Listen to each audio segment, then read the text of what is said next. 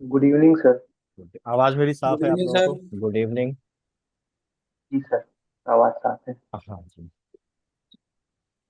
तो कॉपी लगभग सबको मिल गई है ना, देख ली। और मैंने जो टॉप टू कॉपीज थी वो डाल दी थी। आपने देखा होगा क्या अंतर है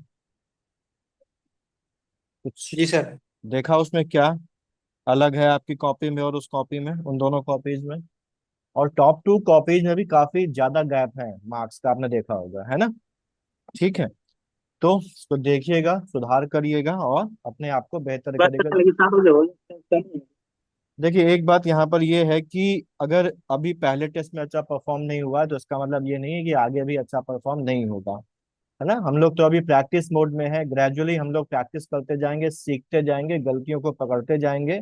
और गलतियों को पकड़ के जब सुधार करते हुए जाएंगे तो एक दिन ऐसा आएगा कि जितनी भी गलतियां और कमियां हैं वो क्या हो जाएंगी, हमारी दूर हो जाएंगी। और फिर हम भी जो टॉप, जो परफॉर्मर्स होते हैं उनकी कैटेगरी में आ जाएंगे। तो ध्यान देना ये जरूरी है कि हम अपनी गलतियों से सीखते हुए चलें आगे। ठीक है ना? तो इस टेस्ट से आपने कुछ सीखा कि नहीं सीखा? बोलिए, अभिषेक जी। देखो, हाँ। हाँ सर, सीखा। टाइम मैनेजमेंट थोड़ा अच्छे से करना है सर, हाँ, क्योंकि टाइम जितना मैनेजमेंट अच्छे। रिवीजन होगा टाइम कम। बिल्कुल सही। जॉब वालों के साथ थोड़ा सा प्रॉब्लम रहता है, लेकिन मैनेज करेंगे ना तो वो जी हो सर। जाएगा। ठीक। क्योंकि बहुत जी से लोग जॉब वाले रहते हैं, और अगर देखें ना तो जो रिजल्ट आता है उसमें आपको तो पता ही है कि जॉब वालों का परसेंटेज भी ज्यादा रहता है सिलेक्ट होने वालों में। ठीक है, तो बस मैनेज करिए, ये सर, कोशिश करिए। लिमिटेड टाइम मिलता है, उसी में सब मैनेज करना जी पड़ता है। जी, नहीं हो जाएगा, बिल्कुल हो जाएगा, परेशान मत होइए, है ना? अच्छा, तो एक चीज, अच्छा मैंने ठीक। कॉपीज में ये लिख भी दिया है कि आखिरकार अगर आपको नंबर कम मिले हैं तो वो नंबर क्यों कम मिले हैं, देखा है आप लोगों ने? जी सर। ठीक है ना?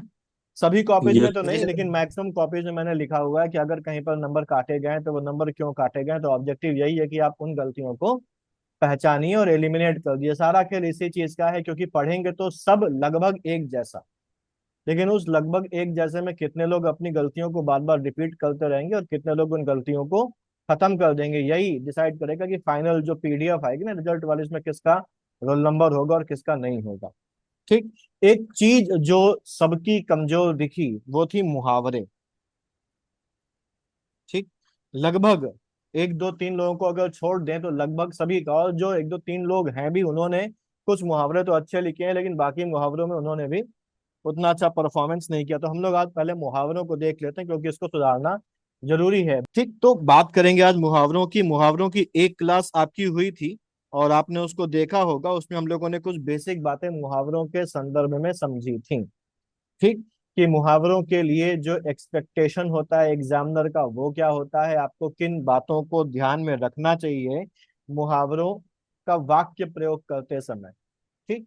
इसमें अगर हम जो, वैसे तो आयोग ने नहीं बताया है लेकिन फिर भी एक जो आइडिया लगता है वो ये रहता है कि जो अर्थ है उसके लिए आधे नंबर होते हैं, और उसके बाद बाकी जो 1.5 नंबर होता है वो किसका होता है?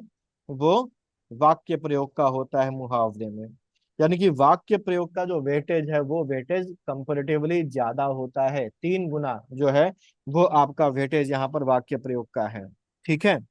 तो यहाँ पर हाँ, टेस्ट में 20 मार्क्स ही मैंने दिए थे, एग्जाम में आपके 5 आएंगे, 2-2 मार्क्स के एक आएगा। ठीक है। तो यहाँ पर वाक्य प्रयोग हम लोगों को यहाँ पर देखना है। तो यहाँ ये ध्यान रखने वाली बात है कि अर्थ तो लगभग सभी लोगों ने, हम लोगों ने याद कर लिया है, रट लिया है, और लगभग सभी लोगों ने जो अर्थ है वो सही लिखा था, लेकिन वाक्य प्रयोग में जो सबसे बड़ी समस्या है वो आई। वाक्य प्रयोग मैंने आपको पिछली बार ही बताया था कि वाक्य प्रयोग हमको इस तरीके से नहीं करना जैसा हम टेंथ वगैरह में करते हुए आए थे। हमारा यहाँ पर जो वाक्य प्रयोग है उसमें ऑब्जेक्टिव एग्जामिनर का होता है कि आपकी सोचने और समझने की क्षमता कैसी, क्योंकि इसमें इंटरव्यू तो है नहीं। तो आपका जो एक एटीट्यूड है, आपकी जो क्वालिटीज हैं, वो निबंध से वो समझने की कोशिश करता है एग्जामिनर। और तो वाक्य प्रयोग जैसी चीजें हैं, व्याख्या जैसी चीजें हैं, उनसे समझने की कोशिश करता है। ठीक।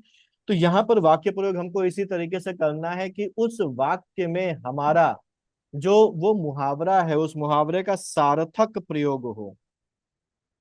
ठीक। मुहावरे का सार्थक प्रयोग हो। अब यहाँ पर मुहावरे का सार्थक प्रयोग कैसे होगा, तो इसके लिए हमको यहाँ पर ये ध्यान रखना है कि हमारा जो वाक्य प्रयोग हो उसमें कुछ एलिमेंट्स हों। इनको समझिएगा और कोशिश करिएगा कि वाक्य प्रयोग आप रटे नहीं, बल्कि आप समझें कि हम लोग यहाँ पर वाक्य प्रयोग कैसे करेंगे और उसकी प्रैक्टिस करिए। ठीक। वाक्य प्रयोग में बेसिकली हमको किन किन एलिमेंट्स पे कंसंट्रेट करना है, जैसे सबसे पहली बात उस उदाहरण, बेसिकली हम वाक्य प्रयोग में एक उदाहरण लेके ही तो उस मुहावरे का जो प्रयोग है वो समझा रहे हैं ना।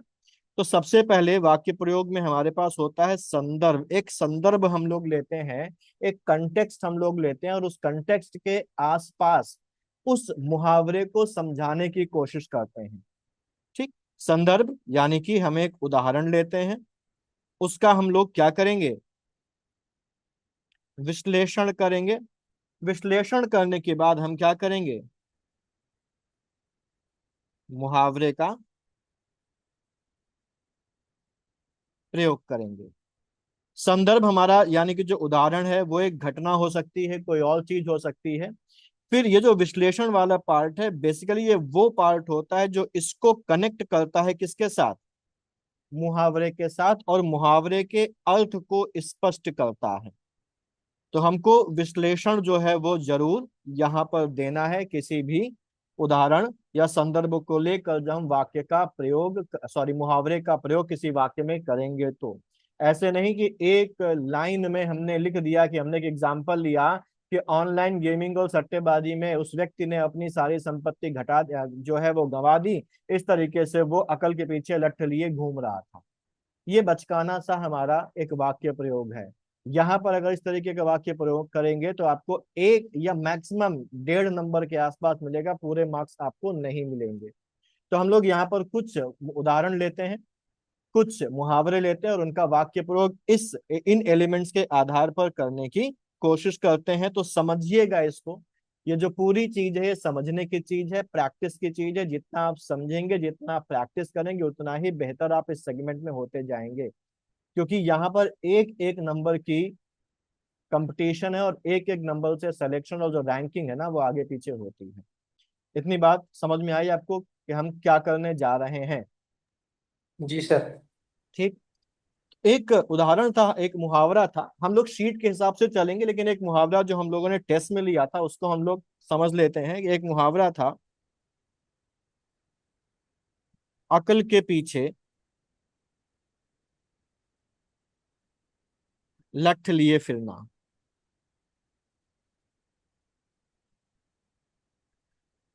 ये हमारा एक मुहावरा वहां पर आया। अब इस मुहावरे का जो अर्थ है वो हमारा क्या था, अर्थ ये था मुहावरे का, मुहावरे का अर्थ था मूर्खतापूर्ण कार्य करना। मूर्खतापूर्ण कार्य करना। अच्छा, एक मुहावरे के कई सारे अर्थ हो सकते हैं। अर्थ का मतलब ये है कि एसेंस तो वही रहेगा, लेकिन उसको अलग अलग शब्दों में बोला जा सकता है। ठीक है। इसीलिए अलग अलग किताबों में एक मुहावरे के हमको अलग अलग अंतर जो अर्थ है वो देखने को मिलते हैं, लेकिन उनका जो एसेंस होता है, जो उनकी मूल बात होती है, जो उनका सार होता है, वो लगभग एक जैसा होता है। तो अगर किसी किताब में आपको कोई और शब्दावली मिल रही है और दूसरी किताब में कोई और शब्दावली मिल रही है, लेकिन उसका सार, उसका मूल तत्व, उसका एसेंस सेम मिल रहा है, निकल के आ रहा है, तो फिर हमको उसमें चिंता करने वाली बात नहीं होती है। अच्छा, तो ये तो इसका हो गया अर्थ कि मूर्खतापूर्ण कार्य करना।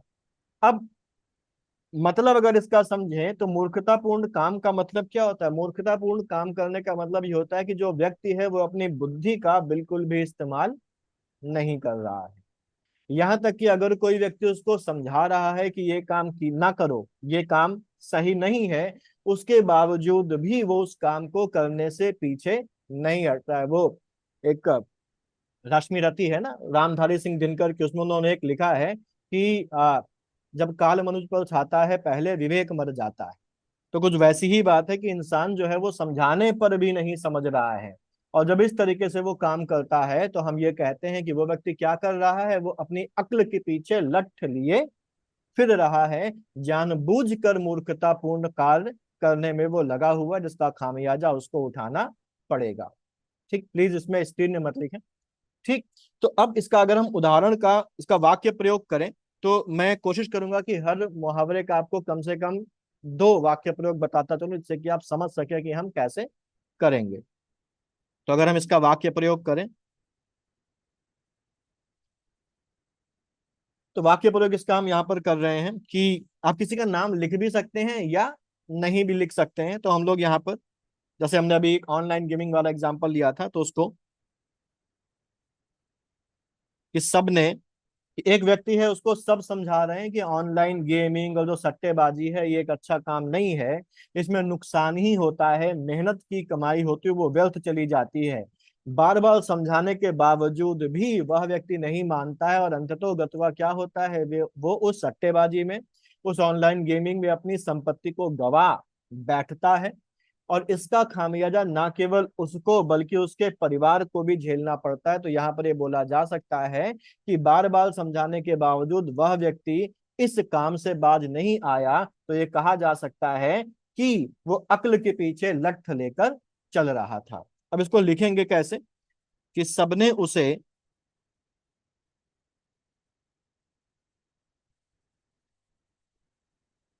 समझाया, लिखते जाइए साथ साथ फिर समझ लेंगे इसको, कि ऑनलाइन गेमिंग और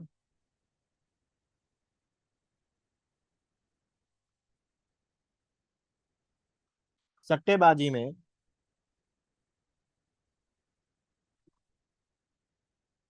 मेहनत की कमाई व्यर्थ ना गंवाए।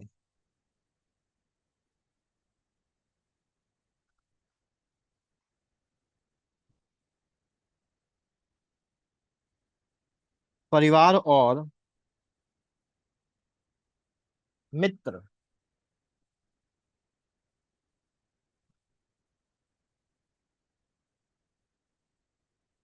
चेतावनी देते रहे,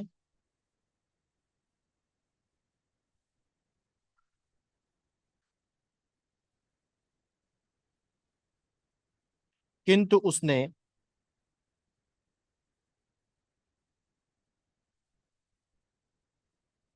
किसी की बात पर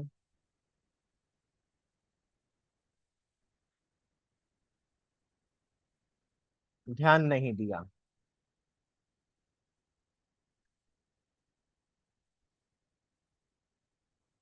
उसकी जिद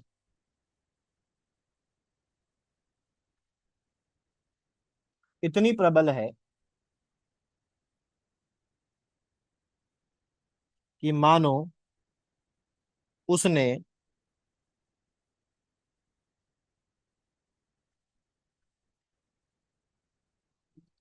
विवेक का परित्याग कर दिया हो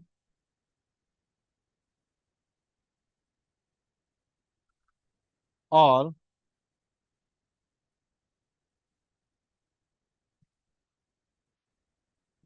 अक्ल के पीछे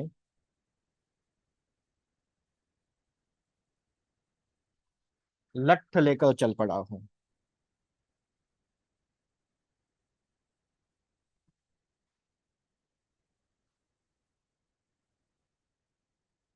ठीक है, क्लियर। अब इसमें देखें अगर हम लोग, तो इसमें ये वाला जो पोर्शन है कि सबने उसे समझाया कि ऑनलाइन गेमिंग और सट्टेबाजी में मेहनत की कमाई व्यर्थ न गवाए, परिवार और मित्र बार बार चेतावनी देते रहे किंतु उसने किसी की बात पर ध्यान नहीं दिया। ये हो गया इसका संदर्भ, यानी कि उदाहरण जो हमने लिया। उसके बाद ये वाला पोर्शन जो है कि उसकी जिद इतनी प्रबल है कि मानो उसने विवेक का परित्याग कर दिया हो और अक्ल के पीछे लठ लेकर चल पड़ा हो। यहाँ पर हमने इस पूरे एग्जाम्पल को जोड़ा है किसके साथ, मुहावरे के साथ। तो यहाँ पर विश्लेषण है प्लस मुहावरे का जो है वो प्रयोग भी हो रहा है। क्लियर, समझ में आया आपको ये?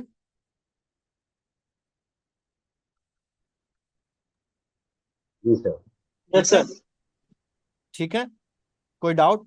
अब नो सर। एक चीज मैंने बताई थी कि आपको अगर अच्छे मार्क्स गेन करने हैं मुहावरे में, तो आप अपने वाक्य प्रयोगों को कंसंट्रेट करके रखिए किसी ऐतिहासिक घटना के ऊपर, किसी समसामयिक घटना के ऊपर, या किसी साहित्यिक चीज से। तो जैसे मुंशी प्रेमचंद के कितने सारे उपन्यास है, कितनी सारी कहानियां हैं, अगर आपने उनको पढ़ा होगा तो उन्होंने जीवन के अलग अलग आयामों को, गरीबों को, किसानों को, और जो उनके सामने समस्याएं आती हैं, जो व्यवस्था का उनको सामना करना पड़ता है, सबको कवर किया है। तो अगर आपने उनकी कुछ भी किताबें पढ़ी हैं तो आपको ऐसे मुहावरों का एग्जाम्पल उसमें देखने को मिल जाएगा।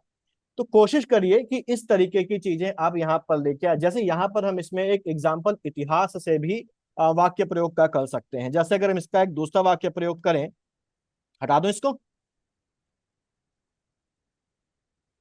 ठीक है, देखिए मेरा ऑब्जेक्टिव ये है कि आप समझ सकें कि किस तरीके से वाक्य प्रयोग करना है, उसके एलिमेंट्स को समझ के, और उसकी प्रैक्टिस कर सकें।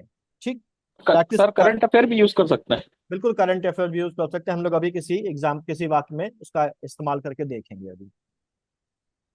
ठीक है, जैसे हम एग्जाम्पल लें, इतिहास में हम लोगों ने देखा था, बात क्या है, अकल के पीछे लठ लेके फिरना।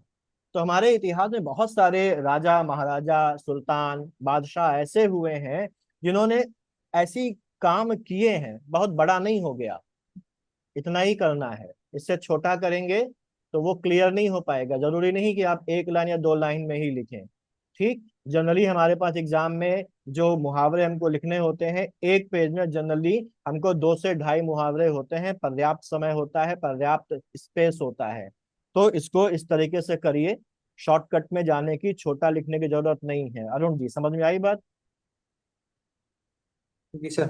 ठीक है, सर, इतिहास के संदर्भ में हम किसी का नाम भी मेंशन कर सकते हैं क्या? बिल्कुल नाम मेंशन कर सकते हैं। जैसे कुतुबुद्दीन, यहाँ पर कुतुब कुतुबुद्दीन वो कुतुबुद्दीन मोहम्मद ऐबक, मोहम्मद बिन मोहम्मद बिन तुगलक का कर मोहम्मद सकते हैं। तुगलक का नाम। हाँ हाँ। बिल्कुल बिल्कुल कर सकते हैं। बस ध्यान ये रखिए कि वर्तमान समय की जो राजनीतिक अवस्था है उससे उसका इस्तेमाल करने से बचें। उसका कारण ये है कि हमें ये नहीं पता कि हमारा एग्जामिनर कौन सी राजनीतिक विचारधारा से जुड़ा हुआ हो। ठीक है ना? जी तो अगर जी आपने किसी राजनीतिक पार्टी, किसी राजनीतिक व्यक्ति का नाम कर दिया तो इनएडवर्टेंटली हो सकता है कि वो आपको नुकसान कर जाए। ठीक, तो जी सर। इससे बचना है हमको। ठीक है, अच्छा, जैसे अभी मोहम्मद बिन तुगलक का नाम हम लोगों ने लिया, हो सकता है हम लोग इससे भी बड़ा लिखें। ठीक, तो वो आप चाहे तो बाद में छोटा कर सकते हैं, लेकिन सार्थक अर्थ निकलना चाहिए। ठीक, ऑब्जेक्टिव ये रखिए कि हमको दूसरों से ज्यादा नंबर लाने हैं, ना कि हमको छोटा लिखना है। ठीक है, स्पीड 4 से बढ़ाएंगे, 5। 4 से 5 लाइन, 6 लाइन भी लिख सकते हैं। ठीक है, देखिए ध्यान रखिए कि हमको अपनी स्पीड और क्वालिटी दोनों मेंटेन रखनी है। आपने देखा होगा इतनी सारी कॉपीज आई हैं, जो मैंने 8-15 मैक्सिमम कर दिया था, 8-15 के बाद आई, मैंने किसी कॉपी को इवेल्युएट नहीं किया है। तो आपने उसमें देखा होगा बहुत से लोग उसमें आधा पेपर भी नहीं कर पाए, और लोगों ने पूरा का पूरा पेपर अटेम्प्ट किया और अच्छी राइटिंग के बाद अटेम्प्ट किया है। ठीक है, तो ये ध्यान रखिए कि हमको, मैं बार बार एक बात बोलता हूं कि हम अपने अपने आप को, हमको एग्जाम के लेवल पर लेके जाना है, एग्जाम हमारे लेवल पर नहीं आएगा। ठीक है, तो हम अपनी क्वालिटीज बनाएं, ना कि एग्जाम को अपने लेवल पर लाने की कोशिश करें। समझ में आई बात आपको ये? तभी एग्जाम क्लियर होगा, अदरवाइज इतने लोग हैं लाइन में कि रह जाएंगे। ठीक, पता भी नहीं चलेगा कब हम बाहर हो गए। चलें, अगला हम मोहम्मद बिन तुगलक के बारे में बात कर लेते हैं। मोहम्मद बिन तुगलक के बारे में कई सारे कंट्रोवर्सीज हैं। कुछ लोग कहते हैं मोहम्मद बिन तुगलक एक सनकी बादशाह था, सनकी सुल्तान था। वहीं कुछ लोग कहते हैं कि मोहम्मद बिन तुगलक सनकी नहीं था, बल्कि वो समय से आगे की सोच रखकर चलने वाला था, और अपने समय से अधिक बुद्धिमान व्यक्ति वो था। तो ये दो दो बातें हमारे सामने निकल के आती हैं, लेकिन फिर भी देखा जाए तो मोहम्मद बिन तुगलक एक आम जन में एक ऐसे व्यक्ति के रूप में विख्यात है जिसने ऐसे फैसले लिए जो कहा जा सकता है कि सनक से भरे फैसले हैं। ऐसा आम जनता, जनमानस का जो एक राय उसके बारे में है। हालांकि जिसने उसको ठीक से पढ़ा वो ये मानता है कि मोहम्मद बिन तुगलक एक समझदार और बुद्धिमान व्यक्ति रहा होगा। खैर, तो इसमें कई सारे उसके अभियान थे। कराची अभियान था उसका, उसका जो सांकेतिक मुद्रा चालू करने का काम था वो था। उसने जो राजधानी को ट्रांसफर किया, कहाँ से कहाँ राजधानी ट्रांसफर करी थी उसने? देवगिरी करी थी सर। देवगिरी करी थी, और देवगिरी का नाम क्या कर दिया था? दौलताबाद। दौलताबाद कर दिया था, है ना? तो उसके सभी में वैसे अगर देखें तो सबसे जो आलोचना जिनकी होती है दुआ में वो दुआ दोआब में में कर कर बैठी लगाया थी। था, बिल्कुल जी दोआब जी में कर सर। लगाया था, जबकि वहां पर उस समय अकाल पड़ा हुआ था। हालांकि बाद में उसने सुधारा उसको। खैर, हमारा वो कंटेक्स्ट नहीं, हमारा कंटेक्स्ट है कि इनमें से किसी भी एक घटना को उठाकर हम ये दिखा दें कि मोहम्मद बिन तुगलक ने यहाँ पर बुद्धि का इस्तेमाल ना करते हुए इस अभियान का काम किया, है ना। तो सबसे ज्यादा मशहूर जो है उसका राजधानी का ट्रांसफर है। तो राजधानी के ट्रांसफर के कंटेक्स्ट में हम लोग यहाँ पर इसको जोड़ के देखते हैं। ठीक, तो लिखते हैं दूसरा एग्जाम्पल इसका। पहले संदर्भ लेंगे, फिर विश्लेषण करेंगे, फिर मुहावरे के साथ जोड़ देंगे। राजधानी को दिल्ली से दौलताबाद, देवगिरी भी लिख सकते हैं,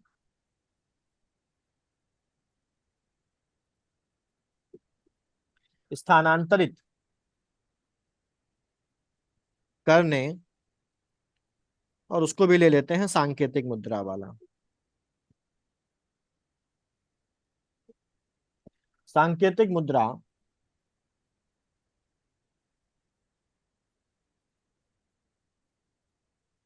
लागू करने जैसे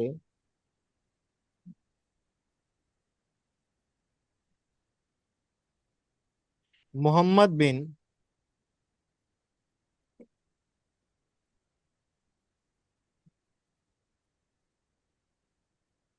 तुगलक के प्रयासों, अच्छा उसका ऑब्जेक्टिव खराब नहीं था, उसका ऑब्जेक्टिव तो सही था ना, का जी सर। उद्देश्य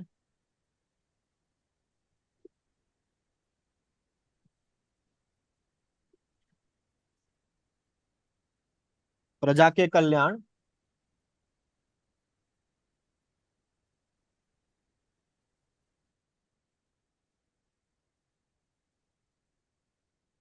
और शासन के सुदृढ़ीकरण से जुड़ा था, किंतु कार्यान्वयन की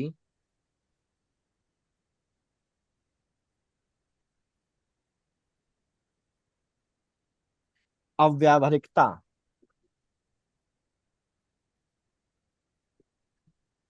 ने प्रजा को अत्यधिक कष्ट पहुंचाया।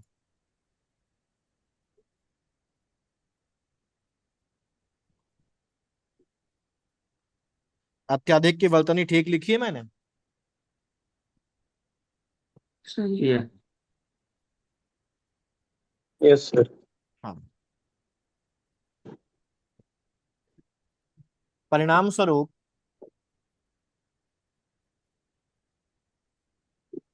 ये निर्णय सफल न होकर आलोचना के पात्र बने। इसीलिए आलोचकों ने कहा है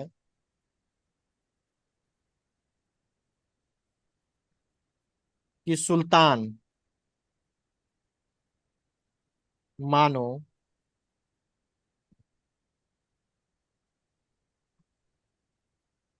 अक्ल के पीछे लठ लिए फिरता था।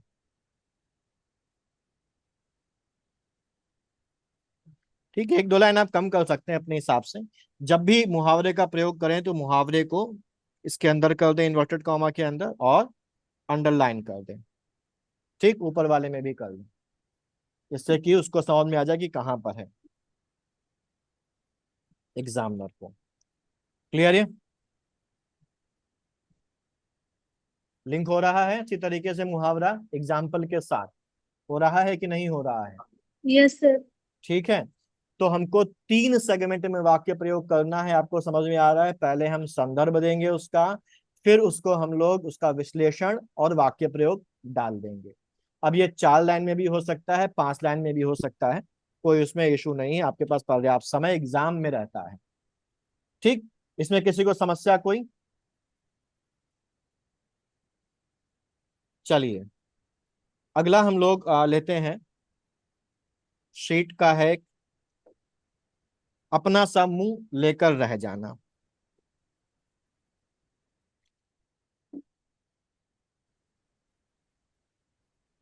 अपना सा मुंह लेकर रह जाना, क्या अर्थ है इसका? मनोरथ विफल हो जाना। मनोरथ विफल हो जाना, मतलब क्या हुआ? मनोरथ विफल हो जाना हमने याद तो कर लिया, लेकिन इसका मतलब क्या है? जब तक हम इसका मतलब नहीं समझेंगे, इसका भावार्थ नहीं समझेंगे, हम वाक्य प्रयोग कैसे कर पाएंगे? बहुत से लोगों में समस्या यही देखने को मिली, क्योंकि उनको ये नहीं क्लियर था कि आखिरकार ये मुहावरा कहना क्या चाह रहा है। ठीक है, क्लियर? तो कोई बताएगा? सर कोई कार्य करने के लिए गए थे और वो पूरा नहीं हो पाया, कार्य करने के लिए गए थे, पूरा नहीं हो पाया, यानी कि हम कोई काम असफल कर। हो गए। बिल्कुल सही। यानी कि अच्छा, ये जो चीज है, अपना सा मुंह लेकर रह जाना, ये दो चीजों को दिखा रहा है। पहली बात तो हम निराश भी हैं, और दूसरी बात हम शर्मिंदा भी हैं, है जी ना? सर। निराशा और शर्मिंदा का मिला जुला भाव, ये जो है मुहावरा हमको दिखाता है। यानी कि हम कोई काम करने गए और उस काम में हम असफल हो जाते हैं, और असफल होने पर हम लज्जित भी हैं, और हम उसमें उससे निराश भी हैं, क्योंकि हमको बहुत उम्मीद थी और हम बड़े शान के साथ, जैसे फॉर एग्जांपल कोई एक व्यक्ति आता है और बड़ी शेखी बगाड़ता है। अक्सर आप लोगों ने देखा होगा, आप लोग सिविल सर्विसेज के एग्जाम के एस्पिरेंट हैं, तो आप लोगों के सामने ऐसे बहुत से लोग आते होंगे जो बड़ी लंबी शेखी और डींगे मारते होंगे कि ये एग्जाम तो हमारे लिए कुछ भी नहीं है, और इसको हम एक बार में निकाल देंगे, हम ये ले कर देंगे, हम वो कर देंगे। लेकिन परिणाम कुछ समय के बाद क्या निकलता है? परिणाम कुछ समय के बाद ये निकलता है कि वो प्री भी नहीं निकाल पाते, और उसके बाद आप जब उनके सामने जाते हैं तो उनका जो उस समय का चेहरा होता है ना, वो इसी मुहावरे को रिप्रेजेंट करता है। ठीक, शर्मिंदगी सर और निराशा की स्थिति। ठीक है ना? सर मेरे सर एक हाँ करंट का मुद्दा आ रहा है, उसको इसमें लिख सकते हैं, जैसे कि भी ट्रम्प और पुतिन के बीच की मीटिंग हुई थी अलास्का में। तो सर हाँ ये जो मीटिंग है वो असफल हो गई थी, तो जो हाँ ट्रम्प को लेकर के इसमें लिख सकते हैं कि उनको उम्मीद बहुत थी कि कुछ वो करेंगे यूक्रेन के युद्ध में, लेकिन हाँ। ऐसा नहीं हो पाया, उनका मनोरथ मनोरथ जो था वो मनोरथ सफल नहीं हो विफल हो पाया। गया, बिल्कुल, ये आप ले सकते हैं, लेकिन ये- ये इससे इससे ज्यादा बेहतर आपका ट्रम्प वाला ही, जो जेलेंस्की के साथ फरवरी में मीटिंग हुई थी, जी सर।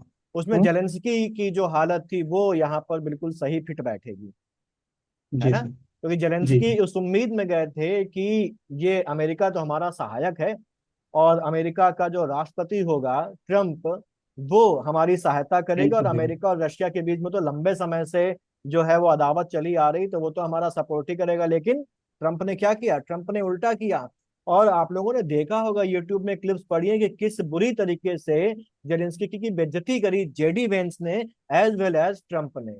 और उस जी समय उनका जो चेहरा है, अगर आप उसको देखेंगे तो उनके चेहरे पे आपको मुहावरा लिखा हुआ दिखाई पड़ जाएगा, जी सर। है ना? तो इसी को जी हम सर। लोग लिख लेते हैं, बिल्कुल, बड़ा आपने अच्छा बताया, इसी को हम लोग लिख लेते हैं। तो इसका सर बाद इसमें हम ये भी लिख सकते हैं कि अभी ऑपरेशन सिंदूर में जो ट्रम्प ने सीज फायर के लिए क्रेडिट लेने हाँ, की कोशिश की थी, तो वो मोदी जी ने डिसरिगार्ड कर दिया उस चीज लेकिन को। हाँ, मोदी जी ने उसको डिसरिगार्ड कर दिया प्रवीण जी, लेकिन मोदी जी ने उसको उतनी एफिशिएंटली डिसरिगार्ड नहीं किया, क्योंकि उसके बावजूद भी वो ट्रम्प बोल रहा है, यानी कि उसको ना तो शर्मिंदगी हुई है, ना हम्म। निराशा हुई जी सर। है ना? तो ये वाला पॉइंट लिंक नहीं कर पा रहा उससे, है ना? करंट वाला ये वाला पॉइंट। ठीक, जी सर। हम लोग यूक्रेन के जेलेंस्की वाला लिख लेते हैं। ठीक, जी सर। अगर आपको समय याद है तो समय लिख लीजिए, फरवरी, मेरे ख्याल से 28 फरवरी की डेट थी वो, लेकिन हमको उतना डिटेल में नहीं जाना है। तो वाक्य प्रयोग में हमेशा आप यहाँ पर लिखेंगे। कुछ क्लैरिटी आ रही है ना आप लोगों को? जी सर। बाकियों से बेहतर लिख के आना है, तभी बाकियों से आगे निकलेंगे। आप लोगों से मुझे ये उम्मीद नहीं है कि आप पास होंगे, बल्कि ये उम्मीद है कि आप अच्छी रैंक लेके आएंगे। ठीक है ना? पास होना क्वेश्चन में नहीं है, रैंक लाना क्वेश्चन में है। फरवरी 2025 में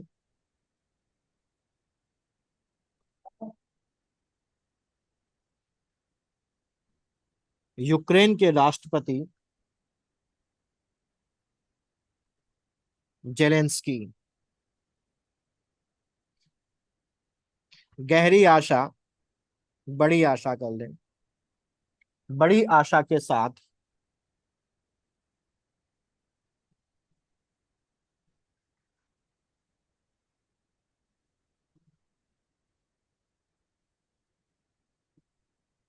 ओवल ऑफिस पहुंचे थे कि वे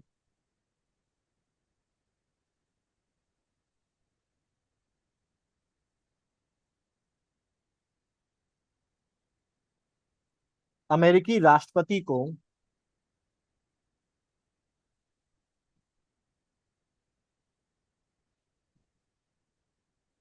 यूक्रेन के पक्ष में दृढ़ समर्थन देने के लिए राजी कर लेंगे। इसके ठीक पहले की घटना आपको याद होगी कि इसके ठीक पहले यूक्रेन ने जो है वो एक भीषण हमला किया था रशिया के ऊपर। रशिया की काफी सारी जमीन जो थी वो थोड़ी सी उसने जो थी अपने अधिकार में ले ली थी।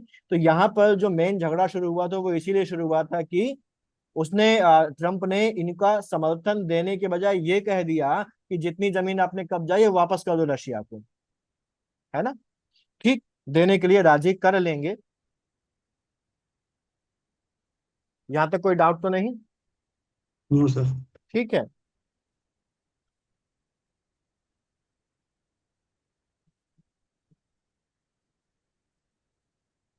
किंतु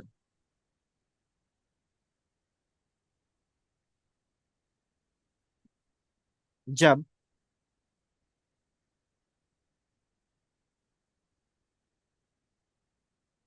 बैठक के दौरान ट्रंप ने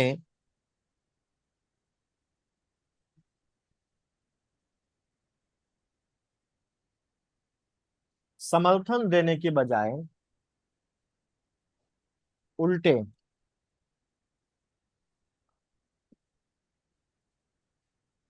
जेलेंस्की को ही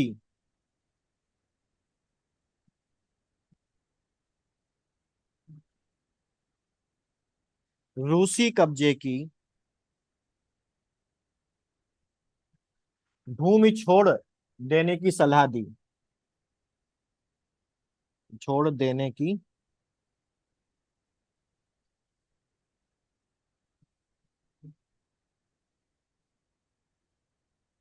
सलाह दे डाली। तो सभी स्तब्ध रह गए। ऐसी परिस्थिति में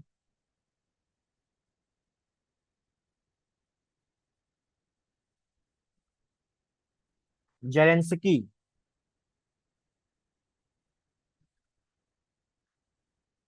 की स्थिति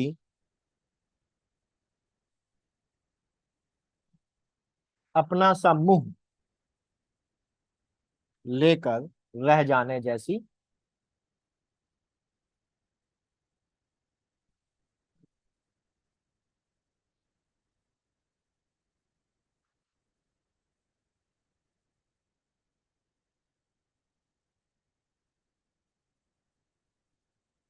ठीक।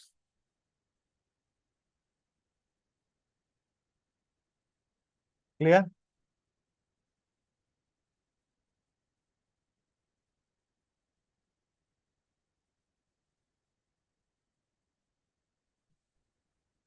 कोई दिक्कत इसमें?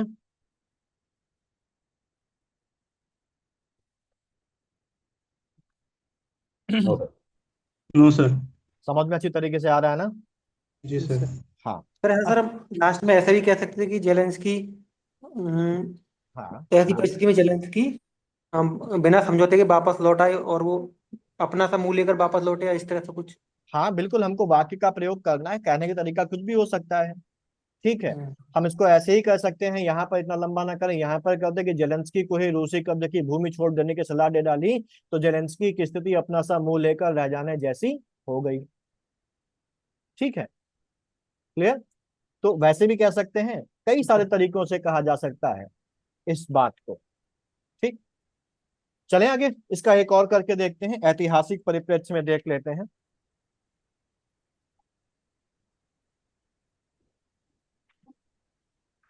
मुझे बताइए कि एक मिशन आया था, क्रिप्स मिशन, कब आया था क्रिप्स मिशन? 1942। 1942 में। ठीक। हाँ, तो क्रिप्स मिशन का क्या हुआ था, उसको माना गया था कि नहीं माना गया था? नहीं माना गया था सर। नहीं माना गया था। और जब क्रिप्स मिशन को नहीं माना गया, तो क्रिप्स मिशन अपना सा मुंह लेकर रह गया होगा ना, जी सर। है ना? इस्तेमाल कर सकते हैं, बिल्कुल कर सकते हैं, चलिए करते हैं।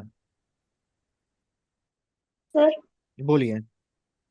जो ऊपर एग्जाम्पल लिया था उसको भी तो इसमें ऐड कर सकते हैं। जैसे मतलब? जो मोहम्मद बिन तुगलक का एग्जाम्पल था, हाँ उसके भी सारे मंत्र फेल हुए थे, तो उसको भी इसमें ऐड कर सकते हैं अगर करना चाहें तो। हाँ, बिल्कुल कर सकते हैं, क्योंकि उसका भी अल्टीमेटली उसको राजधानी वापस लेके आनी पड़ी, उसको जो सांकेतिक मुद्रा वापस लेनी पड़ी, कराची अभियान में उसको अपना बड़ा सेना का लॉस करना पड़ा। ये माना जाता है कि उसने 10,000 लोगों की सेना भेजी थी और केवल 3-4 लोग ही लौट के वापस आ पाए थे वहां पर कराची अभियान से उसका। तो वहां पर ही बोल सकते हैं कि इनके सफल होने के बाद वह अपना सा मुंह लेकर रह गया। ठीक। ओके। हाँ जी। देखिए, मेन चीज ये है कि आप किस तरीके से किसी घटना को उस मुहावरे के साथ जोड़ते हैं, बस यहीं पर सफलता है आपकी। आपने मुहावरे के साथ उस घटना को अच्छी तरीके से जोड़ दिया, कोई भी अटपटापन वहां पर नहीं आ रहा है, वो आसानी से हजम हो जा रहा है, लिंक हो जा रहा है, तो जीत आपकी हो गई, समझ लीजिए। ठीक। सर 1942।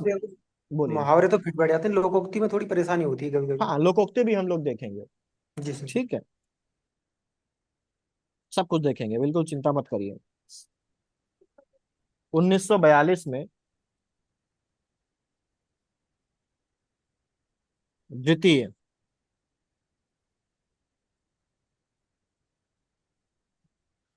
विश्व युद्ध के दौरान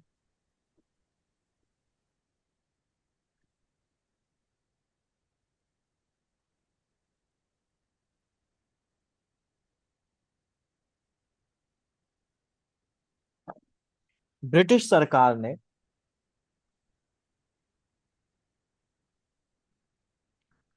भारत में राजनीतिक, राजनैतिक लिखते हैं बहुत से लोग,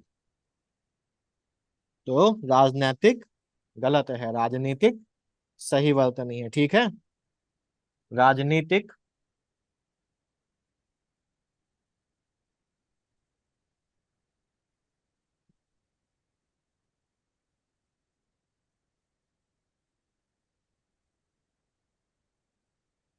आदित्य जी, आपका वाला डाउट क्लियर है? राजनीतिक राजनीतिक वाला पूछा था आपने एक बार। Yes sir. प्राप्त करने के उद्देश्य से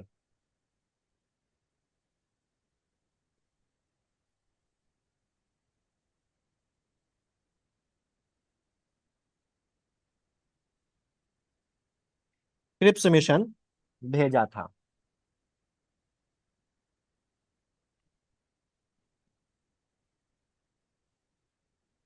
ब्रिटिश नेतृत्व को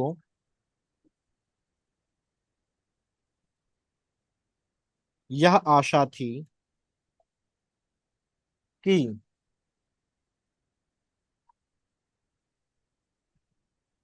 भारतीय नेता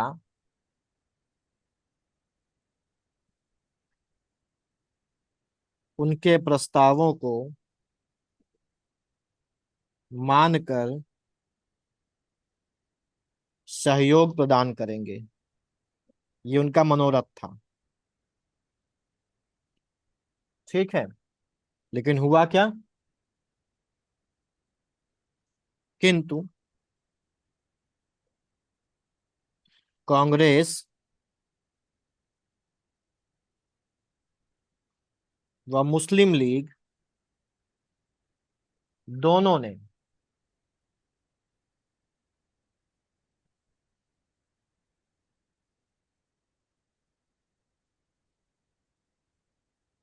इन प्रस्तावों को अस्वीकार कर दिया। ठीक। फलस्वरूप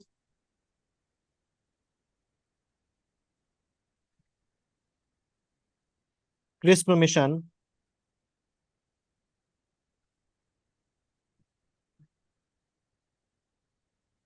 उद्देश्य में असफल सिद्ध हुआ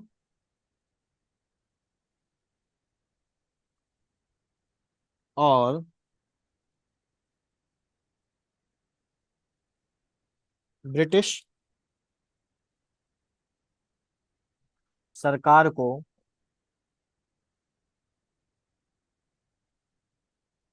अपना सा मुंह लेकर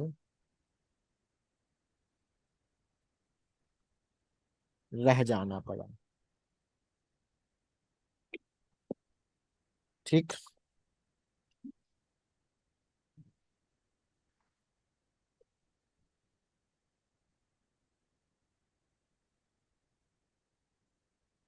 समझ में आ रहा है ये अच्छी तरीके से? जी सर। ठीक है। सर एक अभी जी मैंने लिखा है इस पे। हाँ बताइए। पाकिस्तान बार बार संयुक्त राष्ट्र परिषद में हम्म। इंडस वाटर समझौता और शिमला समझौते का हवाला देते हुए भारत को वैश्विक मुद्दों पर घेरने की कोशिश करता है, बिल्कुल ठीक है। परंतु बार बार वह अपना सब मुंह लेकर रह जाता है। हाँ, यहाँ पर इसको एक चीज जोड़िए कि क्यों रह जाता है। घेरने की कोशिश करने के साथ अच्छा, ये भी तो बताइए कि वो असफल हो जाता है। मतलब भारत की भी प्रतिक्रिया देनी पड़ेगी। नहीं, कोई कहीं से भी कुछ भी ये जोड़ दीजिए कि लेकिन उसके बावजूद भी उसका यह मनोरथ जो है वो सिद्ध नहीं हो पाता। सिद्ध नहीं हो पाता। और अपना समूह हमको ये दिखाना पड़ेगा ना वाकई में कि वो अपना हमने तो उद्देश्य बता दिया ना, उद्देश्य विफल जी हुआ ये भी दिखाना पड़ेगा, उसके बाद फिर जी जोड़ेंगे। ठीक ठीक है। ठीक। हाँ जी। ठीक। आगे देखें, अगला हमारे पास शीट का है अंगुली पकड़कर पहुंचा पकड़ना। है ना, बताइए इसका मतलब क्या होता है?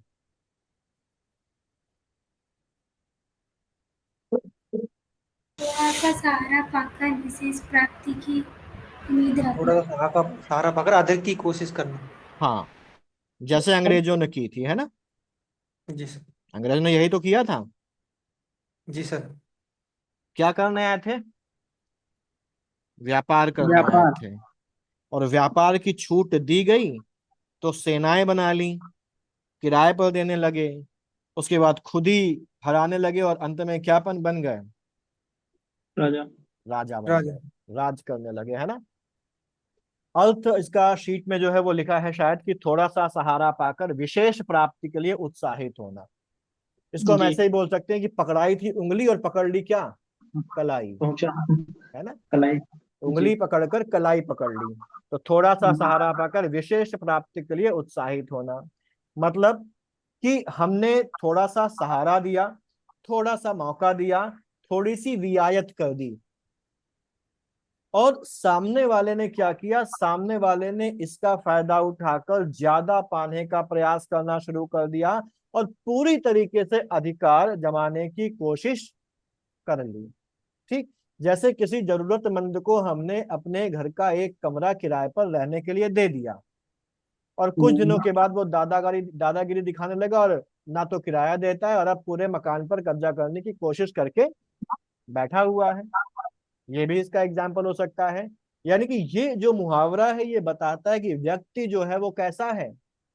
मौका परस्त है, अवसरवादी है, अवसरवादी होने के साथ साथ परपीड़क है, और वो शोषक उसका स्वभाव है और दूसरे की उदारता का फायदा उठाता है। ये इसका जो है वो मतलब है, जिस मतलब को समझकर हमें इसका वाक्य प्रयोग जो है वो करना है। ठीक। तो वैसे अगर देखें तो इसका अर्थ लिखेंगे हम लोग। अर्थ क्या है इसका? थोड़ा सा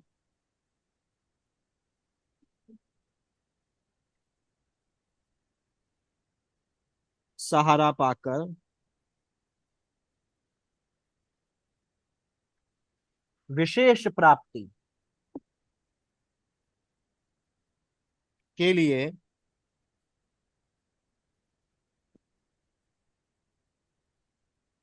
उत्साहित होना। ठीक। अभी हम लोगों ने अंग्रेजों का एग्जाम्पल लिया, इसका सबसे बड़ा एग्जाम्पल जो है, अंगुली उंगली दोनों ही, यहाँ पर हम लोग हिंदी लिख रहे हैं, यहाँ पर दोनों चल जाता है, उंगली भी चल जाता है, अंगुली भी चल जाता है।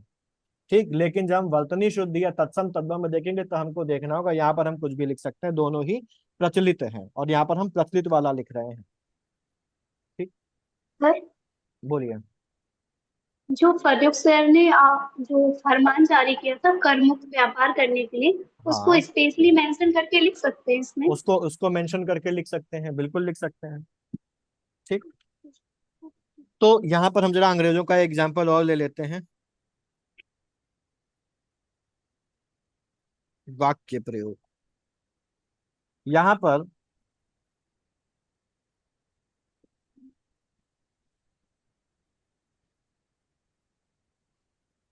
अंग्रेज व्यापारी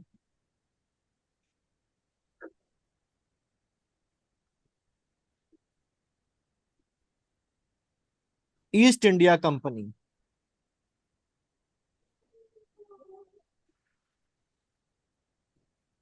के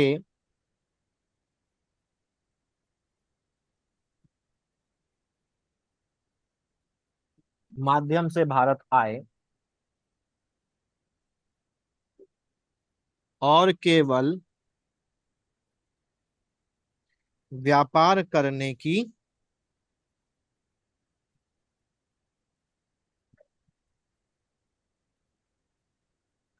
अनुमति मांगी।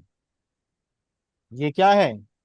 ये उंगली पकड़ी उन्होंने, है ना, उंगली पकड़ी। जी। अब उसके बाद ये पहुंचा पकड़ने जा रहे हैं, किंतु समय बीतने के साथ आवाज कहीं जा रही थी? हाँ? नहीं, गड़गड़ाहट भी इसका है, क्या आवाज आ रही थी? किंतु समय बीतने के साथ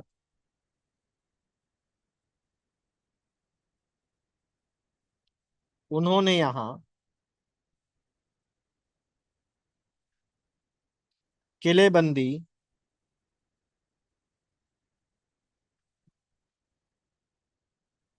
और सेनाएं रखनी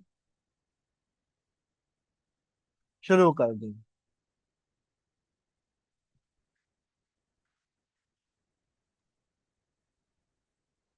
या तो वही बात होगी। धीरे धीरे, धीरे धीरे वे व्यापारिक, व्यापारिक नहीं, व्यापारियों, व्यापारियों से व्यापारियों से राजनीतिक शक्ति के केंद्र बन गए।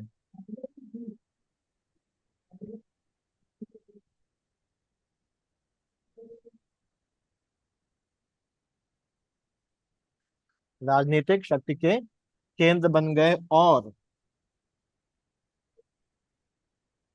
पूरा प्रशासनिक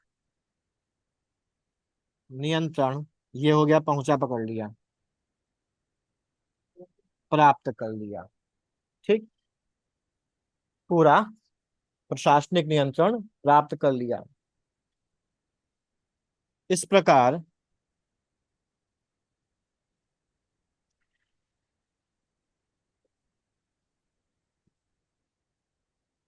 अंग्रेजों का भारत आगमन उंगली पकड़कर पहुंचा पकड़ने की या उंगली पकड़कर पहुंचा पकड़ने का प्रत्यक्ष उदाहरण है।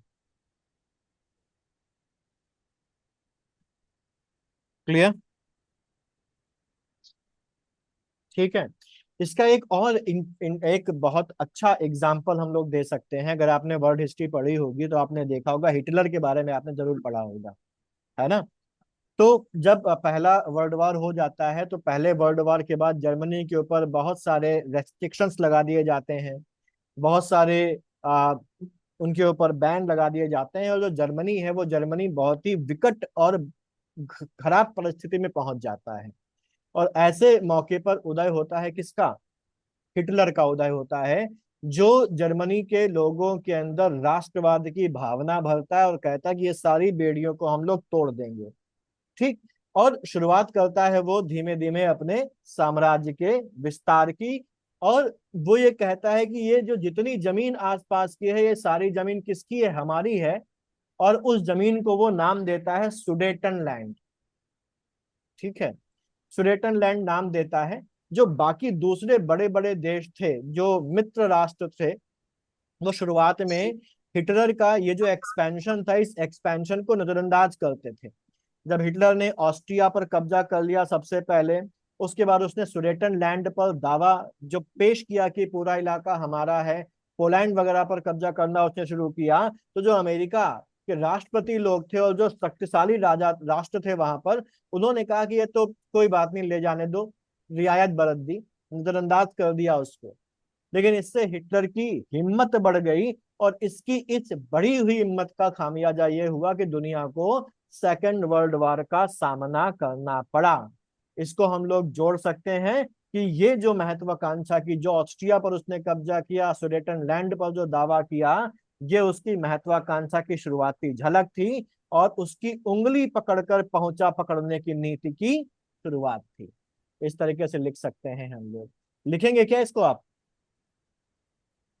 सर एक एग्जांपल मध्यकाल से ले सकते हैं क्या, जो इल्तुतमिश था उसको सर इसमें क्या दे सकते हैं एग्जांपल में हम लोग? कैसे कैसे कैसा एग्जाम्पल? क्योंकि सर वो पहले गुलाम था और फिर अपने प्रतिभा लेकिन के दम पर। लेकिन प्रतिभा के दम पर हुआ ना। यहाँ पर उंगली पकड़कर पहुंचा पकड़ने का मतलब है कि वो आदमी अवसरवादी था, उसने निगेटिव अनुचित टर्निंग लाभ है। उठाया। हाँ, नेगेटिव टर्म्स में ये जाता है, ओके जी। अनुचित लाभ उठाया। और इल्तुतमिश ने अनुचित लाभ नहीं, उसको तो आमंत्रित किया था ना लाहौर के, जी है ना? ठीक है। सर एक मैंने भी अभी लिखा है इसमें, हाँ भारत की कृषि में बिचौलिए हाँ किसानों की आय दोगुनी करने की बजाय हाँ। उनको थोड़ा सा फायदा देकर पूरी फसल स्वयं हड़प कर जाते हैं। अतः हम यह लेकिन कह सकते देखिए हैं कि देखिए देखिए, यहाँ पर थोड़ा सा गलती यह है कि बिचौलिए किसान की दुगनी आय नहीं करवा रहे हो, तो सरकार करवा रही है। सरकार करा रही है। ये गड़बड़ हो जाएगा। अच्छा, एंटी गवर्नमेंट हो जाएगा ये। हाँ, ठीक है। तो इन सब बातों पर ध्यान देना है थोड़ा सा। हिटलर वाला मैंने जो बताया आपको एग्जाम्पल समझ में आया? जी सर। इसको लिखने की कोशिश करेंगे क्या? लिखिए जरा, देखें जी कैसा लिखते हैं आप। जी सर। लिखिए जल्दी से।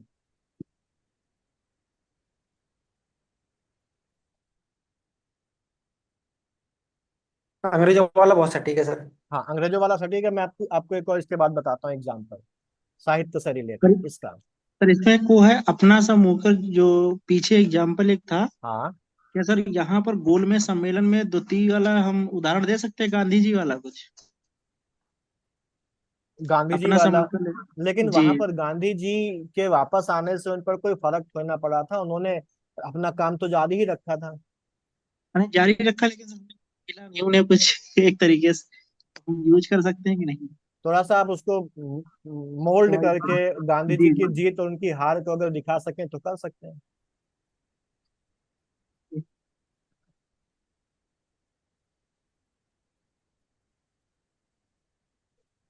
हेलो। हाँ जी, बोलिए। सर गांधी जी ने कहा भी था कि मैंने जो झंडा दिया गया था वो मैंने झुकने नहीं दिया, इस तरह से कुछ कहा था, कमेंट दिया था उन्होंने उस।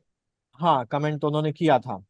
बिल्कुल, वही मैंने कहा कि अगर आप वहां पर उसको दिखा सके शब्दों में तो बिल्कुल कर सकते हैं। जी सर।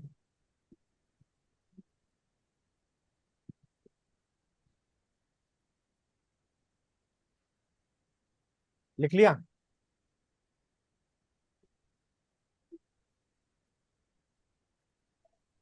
सर हाँ जी। जो आपने बताया था उसको ऐसे लिख सकते हैं क्या? कैसे? हिटलर ने अपनी महत्वाकांक्षा में शुरुआत हाँ में सभी को एकत्रित कर अपनी सेना बनाई। उसके हाँ बाद ऑस्ट्रिया पर अधिकार कर लिया, परंतु विश्व की कोई प्रतिक्रिया न होने की स्थिति में सुडेटन भूमि पर भी अपना कब्जा किया। इससे हाँ यह कहावत चरितार्थ होती है कि उंगली पकड़कर पौछा पकड़ना। हाँ, ठीक है, लिख सकते हैं ऐसे। थोड़ा सा सुधार करने की जरूरत है बस इसमें, बाकी आपका जो है वो सही है लगभग। सर एक ऐसे भी लिख सकते हैं क्या, बोलिए। प्रथम विश्व युद्ध के पश्चात जब हाँ जर्मनी पर चौतरफा प्रतिबंध लगा हुआ था, हाँ। तब हिटलर ने हम्म देशवासियों के अंदर राष्ट्र प्रेम की भावना जागृत कर यूरोप के ऑस्ट्रिया पर कब्जा किया और उसके पश्चात तो उसने सुडेकन जैसी स्थिति कब्जा किया और हाँ अमेरिका अन्य विश्व शक्तियां उससे अनदेखा की, जो हाँ। आगे चलकर द्वितीय विश्व युद्ध का कारण बनी। इस प्रकार यह सर उंगली पकड़कर पहुंचा पहुंचा पकड़ना चरितार्थ करता है। मुहावरा ठीक से लिंक नहीं हुआ अनुज जी। इसको हम ऐसे कर सकते हैं, देखिए मैं बताता हूँ आपको। ठीक, आप इसको समझिएगा, थोड़ा सा हिस्टोरिकल कंटेक्स्ट है, अगर आप इसको। जैसे कैसे लिखे हैं, हाँ बोलिए। हिटलर ने हाँ जी। हिटलर ने प्रथम विश्व युद्ध के दौरान जब अपने आसपास की जमीन का अधिग्रहण किया, हाँ उस समय मित्र राष्ट्रों ने कोई विरोध नहीं किया। हाँ ठीक है, आगे देश दीपक जी।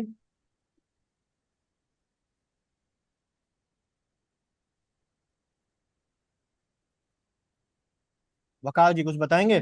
सर एक चीज बोलेंगे सर, जैसे ये जो है आपकी आवाज कट रही है। क्या तो है ना, तो आवाज साफ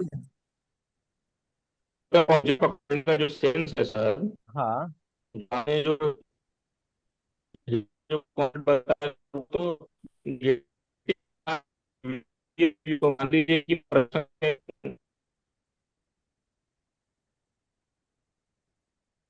देखिए, इसको ऐसे लिख सकते हैं, मैं आपको बता रहा हूँ, आप इसको अपने हिसाब से ढाल लीजिए। जैसे कि द्वितीय विश्व युद्ध के पहले जो हिटलर था, उसकी जो मांगे थी वो केवल उन क्षेत्रों तक सीमित होती थी जहां पर जर्मन भाषी लोग रहते थे। पहले उसने ऑस्ट्रिया का विलय किया और उसके बाद सुडेटन लैंड पर उसने अपना दावा ठोका या प्रस्तुत किया। जो यूरोपियन शक्तियां थी जैसे ब्रिटेन, फ्रांस, ये सब शुरुआत में शांति बनाए रखे रहे। अमेरिका ने भी इसको नजरअंदाज किया और उसको रियायतें देते रहे। लेकिन ये उसकी जो महत्वाकांक्षा थी उसकी केवल शुरुआती झलक थी, और उंगली पकड़कर पहुंचा पकड़ने की हिटलर की नीति की शुरुआत थी। ठीक है, और इस हाँ शुरुआत। शुरुआत थी। ठीक, और हम्म। इसका परिणाम विश्व को द्वितीय विश्व युद्ध के भयंकर संकट का सामना करके झेलना पड़ा। क्लियर?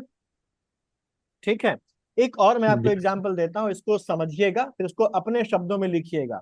अभी समझ लीजिए, जैसे पंचतंत्र की एक कहानी है, आपने पंचतंत्र का नाम सुना होगा, किसने लिखी है पंचतंत्र? विष्णु शर्मा। विष्णु शर्मा। विष्णु शर्मा ने। इसका अरबी भाषा में अनुवाद किस नाम से हुआ है? अनवर सुहेली। अखलाक। कालिका वदन। पूरा पूरा सही सही सही सही नाम अरे सब। सुहेली सर। अनवर सुहेली से। अनवारे सुहेली से अरबी में हुआ है कि फारसी में हुआ है? फारसी में हुआ है। अरे सुहेली से फारसी में। हम्म। फारसी में सर। हाँ, अरबी में किस भाषा में हुआ है? कालिया दामन। कालिला वाद मीना। ठीक अच्छा है, सॉरी। हाँ खैर वो एक अलग बात है। हाँ यहाँ हाँ पर उसमें एक कहानी है, एक ऊंट की और एक व्यापारी की। ठीक, इस कहानी को समझिएगा, इसका इस्तेमाल भी कर सकते हैं, साहित्यिक आ जाएगा। कि यहाँ पर एक व्यापारी जो था वो एक ठंडी रात में तंबू के अंदर आराम कर रहा था और उसका एक पास एक ऊंट था। बाहर जो ऊंट खड़ा था, अब हमको पता है ना कि पंचतंत्र में जानवर भी इंसानों की भाषा में बात करते हैं, अगर आपने कहानी पढ़ी होगी तो, है ना? पढ़ी होगी पंचतंत्र की कहानियां तो उसमें आपने जी देखा होगा कि जानवर भी इंसानों की भाषा में ही बात करते हैं। जी तो सर। ऊंट जो था वो तंबू के बाहर खड़ा हुआ था, तो ऊंट को सर्दी लगती है, तो वो जो व्यापारी था उससे कहता है कि हमें बाहर बहुत सर्दी लग रही है और मुझे केवल अपनी नाक जो है वो तंबू के अंदर रखने की अनुमति दे दो। व्यापारी दया दिखाता है और ऊंट को ये अनुमति देता है कि वो नाक को तंबू के अंदर रख ले। ये ऊंट ने उंगली पकड़ ली है, ठीक है, लेकिन धीरे धीरे वो ऊंट क्या करता है, पहले नाक, फिर गर्दन, फिर पैर, और फिर पूरा का पूरा तंबू में घुस के चला आता है और व्यापारी को तंबू से बाहर धकेल देता है और पूरे तंबू पर कब्जा कर लेता है। हम ये बोल सकते हैं कि ये जो कहानी है ये दर्शाती है कि उंगली पकड़कर पहुंचता पकड़ने की प्रवृत्ति छोटे से अवसर का लाभ लेकर पूरी स्थिति पर अधिकार जमा लेती है। समझ में आ गया ये? जी सर। लिख लेंगे ना? जी सर, जी सर। ठीक, लिखिएगा। ठीक, तो ये हमने एक तरीके से एक एग्जाम्पल तो हमने लिख लिया, दो हम लोगों ने डिस्कस कर लिए, जो मुझे लगता है कि आप लिख लेंगे अच्छे तरीके से। अगला हमारा है, देखिए कुछ कुछ मुहावरे ऐसे होते हैं जिनके एक से ज्यादा अर्थ भी निकलते हैं अलग अलग सेंस में। जैसे एक हमारा मुहावरा है अंत बिगड़ना,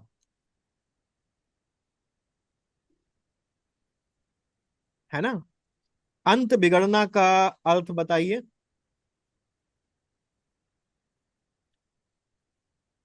परिणाम खराब। परिणाम खराब करना।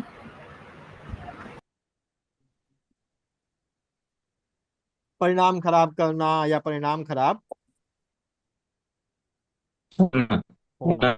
अच्छा, एक चीज मुझे याद आ गई, मैं बता दूं, बहुत से लोगों ने एक मैंने प्रशासनिक शब्दावली दी थी, उसमें अबेट एक था, उसका बहुत से लोगों ने लिखा है कमी करना, है ना? तो कमी वाला जो है ना वो अबेट होता है। ठीक, ये ध्यान रखिएगा, बहुत से लोगों की ये गलती मिली है मुझे, 80% लोगों ने ये गलती करी। तो कमी या उपशमन वाला अबेट होता है और ये अबेट है। तो जिन्होंने करी है वो इसको ध्यान रखें।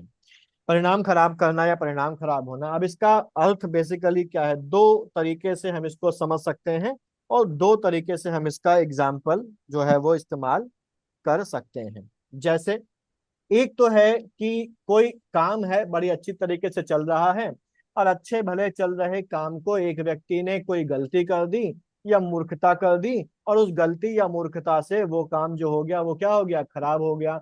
अनिल अंबानी का एग्जाम्पल ले सकते हैं इसमें, कि अच्छा खासा रिलायंस का चलता फिरता बिजनेस था, उसके बाद उसका बंटवारा हुआ, और रिलायंस टेलीकॉम जो कि एक बड़ी कंपनी थी उस समय, वो अनिल अंबानी के हाथों में आती है, लेकिन अनिल अंबानी उसको ठीक से संभाल नहीं पाते, और वो जो काम है वो अंत में क्या हो जाता है, खराब हो जाता है। हम ये एग्जाम्पल ले सकते हैं। इसके अलावा एक एग्जाम्पल और हो सकता सर है, बोलिए। सर, इसमें असहयोग आंदोलन जो हुआ था, हाँ, उसके बाद जो एक वो घटना होती है, उसके कौन सी बाद घटना थी? परिणाम बदल चोरी, जाते हैं। चोरी चोरा। चौरी चौरी चौरा। चौरा। हाँ, हाँ, वही। उसके बाद परिणाम जो सही दिशा में जा रहे होते हैं वो बदल जाते हैं, तो उसको यहाँ लेकिन ऐड कर सकते हैं। हाँ, हम इसको कर सकते हैं, लेकिन असहयोग आंदोलन की बात करें तो असहयोग आंदोलन उस समय ठीक से शुरू नहीं हो पाया था, शुरुआती अवस्था में था। हाँ, हम इसको यूज कर सकते हैं कि चौरी चौरा की घटना ने असहयोग आंदोलन के अंत को खराब कर दिया, लेकिन थोड़ा सा, क्योंकि असहयोग आंदोलन शुरुआती अवस्था में ही था ना, आपने पढ़ा होगा कि शुरुआत होने वाली थी असहयोग आंदोलन की, और उसी से संबंधित बातों को करने के लिए गांधी जी कहाँ पर जब चौरी चौरा की घटना हुई थी? तो शायद गुजरात की सर तरफ। वहाँ थे, गोरखपुर, बारदोली। गुजरात में थे, बारदोली, बारडोली। बारदोली में बारडोली। थे, है ना, बारदोली में थे। जब देवेंद्र सिंह शायद नाम था, उन्होंने उनको जानकारी दी थी कि ऐसी ऐसी घटना हो गई है। खैर, दशरथ प्रसाद द्विवेदी। हाँ, दशरथ प्रताप द्विवेदी, बिल्कुल सही, उन्होंने उनको जानकारी दी थी। ठीक है। सर इसमें हम एक करंट से करंट डाल सकते हैं, जिसमें ओलंपिक में सेमीफाइनल तक विनेश फोगाट पहुंची थी, बट फाइनल में वजन कम ना होने के कारण वो खेल नहीं खेल पाई थी, तो परिणाम बिल्कुल, खराब हो गया था। बहुत अच्छा एग्जाम्पल रहेगा, बहुत अच्छा एग्जाम्पल रहेगा, क्योंकि ये उनकी एक तरीके से मूर्खता ही थी कि अपने वजन को कंट्रोल नहीं कर पाई और मार्जिन से रह गई, और जो स्वर्ण पदक से क्या हो गई, चूक गई। बेस्ट एग्जाम्पल वंचित। रहेगा ये, बिल्कुल लिख सकते हैं इसको। ठीक, जैसे एक एग्जाम्पल हम लोग और लिख सकते हैं। अच्छा, इसका भावार्थ पहले समझ लेते हैं। एक तो ये हो गया कि अच्छा भला काम चल रहा था और मूर्खता से उसको खराब कर देना। दूसरा, हम इसको थोड़ा सा एक दूसरे टर्म्स में भी ले सकते हैं कि बुढ़ापा खराब हो जाए या परलोक खराब हो जाए, कि जीवन भर एक इंसान ने अच्छे काम करे और अंत समय में अपने जीवन के एक ऐसा काम उसने कर दिया कि पूरे जीवन भर की कमाई हुई इज्जत, पूरे जीवन भर का कमाई हुई उसकी साख, और जो भी उसने पुण्य कमाए थे वो सारे पुण्य क्या हो गए, उसके नष्ट हो गए। तो दोनों सेंस में इसका इस्तेमाल किया जा सकता है। हाँ जी, बोलिए। तो जैसे अभी जस्टिस वर्मा जी का एक केस है। जस्टिस वर्मा, बिल्कुल जस्टिस वर्मा वाला वो ले सकते हैं। थोड़ा सा उसको मोल्ड करना पड़ेगा हमको। जस्टिस वर्मा का नाम नहीं हम लोग लिखेंगे, क्योंकि अभी महाभियोग नहीं हुआ है उनके ऊपर, तो अभी भी वो जस्टिस हैं, तो अवमानना का मामला बन सकता है अगर कॉपी सर आपकी वो उनके पास पहुंच गई तो। ठीक है, तो हम इसको थोड़ा घुमा के कर सकते हैं। हिटलर सर जो आपने अपने हिटलर वाला दूसरा अर्थ यूज बताया कर। था इसका, हाँ, दूसरा अर्थ बताया, तो उस तरह से इसका वाक्य प्रयोग भी बदल जाएगा फिर हमारा। वाक्य प्रयोग बिल्कुल बदल जाएगा। जैसे वाक्य प्रयोग में हम लोग किसी ऐसे इंसान का नाम ले सकते हैं जिसकी साख तो बहुत अच्छी थी, लेकिन अंत में उसने कोई ऐसा काम कर दिया कि उसकी सारी बनी बनाई इज्जत नष्ट हो गई। फॉर एग्जाम्पल हम लोग एग्जाम्पल दे सकते हैं जयचंद्र का, है ना। हम लोग जी सर। एग्जाम्पल दे सकते हैं धृतराष्ट्र का। हम लोग जी सर। एग्जाम्पल दे सकते हैं आ राज्यपाल, कौन था वो, एक राजा था जो पीठ दिखाकर भाग गया था, ठीक है, और बाद में उसकी हत्या कर दी गई थी, हम उसका चंदेल एग्जाम, राजा, चंदेल चंदेल। चंदेल राजा था, हाँ, हम उसका एग्जाम्पल दे सकते हैं। ठीक है, क्लियर। जैसे हम लोग एग्जाम्पल दे सकते हैं एक राजा जिसने हर्षवर्धन की बहन का अपहरण कर दिया था, उसके पति की हत्या कर दी थी, है ना। जी सर। ठीक, जिसमें सहायता उसको बंगाल के राजा शशांक ने दी थी। इन सब ऐतिहासिक चीजों का इस्तेमाल कर सकते हैं। अभी जैसे एग्जाम्पल आया था अभी वो जस्टिस वर्मा वाला, तो उससे मिलता जुलता हम लोग लिख सकते हैं, उनका नाम नहीं लिखेंगे। ठीक, बिल्कुल, शाहजहां ओलंपिक जैसा बादशाह का सुशील भी कुमार, अंत। सुशील कुमार का एग्जाम्पल ले सकते हैं। अब बनी बनाई इज्जत बर्बाद कर दी मर्डर में और इन सब कामों में इन्वॉल्व होके। तो यहाँ पर हम जी जी। एक नाम ले सकते हैं, कोई भी नाम रख ले। फॉर एग्जाम्पल हमने नाम रखा श्रीवास्तव जी, या कोई भी नाम रख ले, तो उनके बारे में कह सकते हैं, इसको लिख लीजिएगा अपने शब्दों में, मैं केवल बोल रहा हूँ। ठीक, मेरे ख्याल से आप समझ गए ना कि कैसे यूज करना है इन सब चीजों को। जी सर। ठीक है, तो जी मैं सर। बोल दे रहा हूँ, समझ लीजिए, अपने शब्दों में लिखिएगा। लेकिन एक चीज ध्यान रखिए कि आप में से कुछ लोग हैं जिन जो लिखना तो चाहते हैं सही, लेकिन वाक्य की संरचना सही से बना नहीं पा रहे, इससे कि अर्थ का अनर्थ जो है वो हो रहा है। वाक्य शुरू किसी और सेंस से हो रहा है और खत्म किसी और सेंस में हो रहा है, तो प्लीज उसको लिखने के बाद एक बार पढ़ जरूर लिया करिए। ठीक है, जिससे कि ये तभी दूर होगा जब आप उसको दोबारा से पढ़ेंगे और समझ पाएंगे कि कहाँ पर आपने गलती करी है। ठीक, तो जैसे हम लोग यहाँ पर कह सकते हैं कि कोई श्रीवास्तव जी या गुप्ता जी या जो भी हैं XYZ, उन्होंने अपने अपने पूरे कार्यकाल में बहुत ही ईमानदार और कर्तव्यनिष्ठ अधिकारी के रूप में काम किया, और इसमें उनकी जो एक प्रसिद्धि है वो बनी कि बहुत ही कर्तव्यनिष्ठ और बहुत ही ईमानदार अधिकारी थे। उन्होंने जो भी निर्णय लिए वो बहुत ही इम्पार्शियल निर्णय होते थे, निष्पक्ष होते थे, अनबायस्ड होते थे।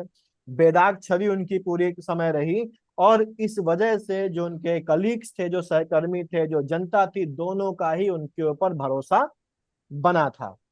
लेकिन रिटायरमेंट की ठीक पहले उन्होंने रिश्वत ले ली, या वो रिश्वत लेते पकड़े गए, और इस एक भूल ने उनके पूरे जीवन का जो एक ईमानदार कैरियर था, ईमानदार उन्होंने जो सर्विस रेंडर करी, उस पर एक क्वेश्चन मार्क लगा दिया। परिणाम स्वरूप न केवल उनका प्रशासनिक जीवन का जो अंत है वो कलंकित हुआ, बल्कि उनकी जो सामाजिक प्रतिष्ठा थी, जो नैतिक साख थी, वो भी खत्म हो गई। हम कह सकते हैं कि इस प्रकार उन्होंने अपना अंत बिगाड़ लिया। बनेगा कि नहीं बनेगा? बहुत बढ़िया। है ना। एक इसका एग्जाम्पल है, आपने देखा होगा बी चंद्रकला IAS, जी सर। जी जी सर। कितनी बढ़िया इमेज थी उनकी, लेकिन अंत में क्या निकला, वो भी करप्शन सर। करप्ट। वैसे ही निकली। और करप्शन, अभी उत्तराखंड के खानन में। बिल्कुल, उत्तराखंड के एक DM थे, उनका नाम मुझे नहीं याद आ रहा है। रावत। हाँ, संदीप रावत सर, रावत। संदीप रावत। उनका भी यही हाल हुआ, आपने रावत। देखा होगा, है जी ना। तो इससे क्या समझ में आता है? इससे समझ में आता है कि इंसान के दो चेहरे होते हैं। एक एक चेहरा वो होता एक है जो वो झारखंड सबको की भी थी दिखाता सर। है। हाँ, सर एक, इन्वेस्ट यूपी के CEO का भी एग्जांपल दे सकते हैं, अभी जो रिसेंट यूपी में हुआ। हाँ दे प्रकाश सकते का हैं, नाम, लेकिन आप कोशिश ये करिए कि उनका लेकिन नाम वो मत उनका अंत लिखिए। नहीं था। अभिषेक प्रकाश। हाँ, अभिषेक प्रकाश। लेकिन उनका जो सर्विस में जो है उनका नाम ना लिया जाए, कोई दूसरा नाम लेके, जैसे यहाँ पर आपने श्रीवास्तव जी हम लोगों ने या गुप्ता जी जो है वो करके किया। नाम किसी पर्सन का, जीवित पर्सन का या पर्सन का टारगेटेड नाम लेना सही नहीं रहता है।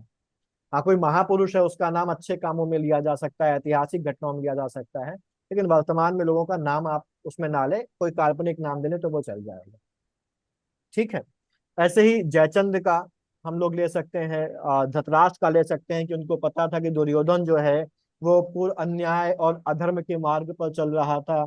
हम लोगों को पता है कि भरी सभा में जब द्रौपदी को उसने निर्वस्त्र करना चाहा तो ये सभी वहां पर बैठे हुए थे, किसी ने कुछ नहीं कहा। क्यों? क्योंकि पुत्र मोह था। ना रोकने की कोशिश करी, ना सही दशा दिखाने का साहस किया, राजधर्म की जिम्मेदारी नहीं उठाई, पारिवारिक मोह को प्राथमिकता दी। और ये जो कमजोरी थी, इसी कमजोरी से हमने देखा कि जो कौरव वंश था, जो कुरु वंश था, उसका विनाश हुआ। ठीक, यहाँ पर हम क्या कह सकते हैं कि जीवन भर उन्होंने राज सुख का उपभोग किया, लेकिन अंत में उनको क्या देखना पड़ा? अपनों की मौत देखनी पड़ी, अपने राज्य का पुत्र की नाश मृत्यु करनी। देखना पड़ा, अपनी अवस्था असहाय रूप में देखनी पड़ी, और ये सारी चीजें निष्फल हो गईं। और कहा जा सकता है कि धृतराष्ट्र ने अपने चरित्र की दुर्बलता से और अपने पुत्र के मोह में जो निर्णयहीनता दिखाई, उसकी वजह से उन्होंने अपने अंत को बिगाड़ दिया। ठीक है ना? सर यही स्थिति तो शाहजहां बादशाह की भी रही थी सर। शाहजहां में अगर देखें तो शाहजहां में तो औरंगजेब ने धोखा दिया औरंगजेब। है। शाहजहां का मोह तो दारा शिकोह की तरफ था, जी सर। हाँ है ना? ठीक। जी सर। और यहाँ पर ये जो शाहजहां की स्थिति खराब हुई, उसमें दारा शिकोह का हाथ नहीं था, उसमें तो उसके जो दूसरे भाई थे, औरंगजेब, शाह शुजा, मुराद, ये इनकी कॉन्स्पिरेसी का था, तो वो उतना सेट नहीं बैठेगा। ठीक है सर महाराज जी? अच्छा ठीक। हाँ जी। सर एक ये भी यूज कर सकते हैं हाँ कि बोलिए। जैसे कि भारत संयुक्त राष्ट्र परिषद में पूर्णकालिक सदस्य बनने के लिए पूरी शर्तें एक तरीके से फुलफिल करता है, हाँ लेकिन चाइना का लास्ट में वीटो लगा देना भारत का लिए अंत बिगाड़ने जैसा काम है। नहीं।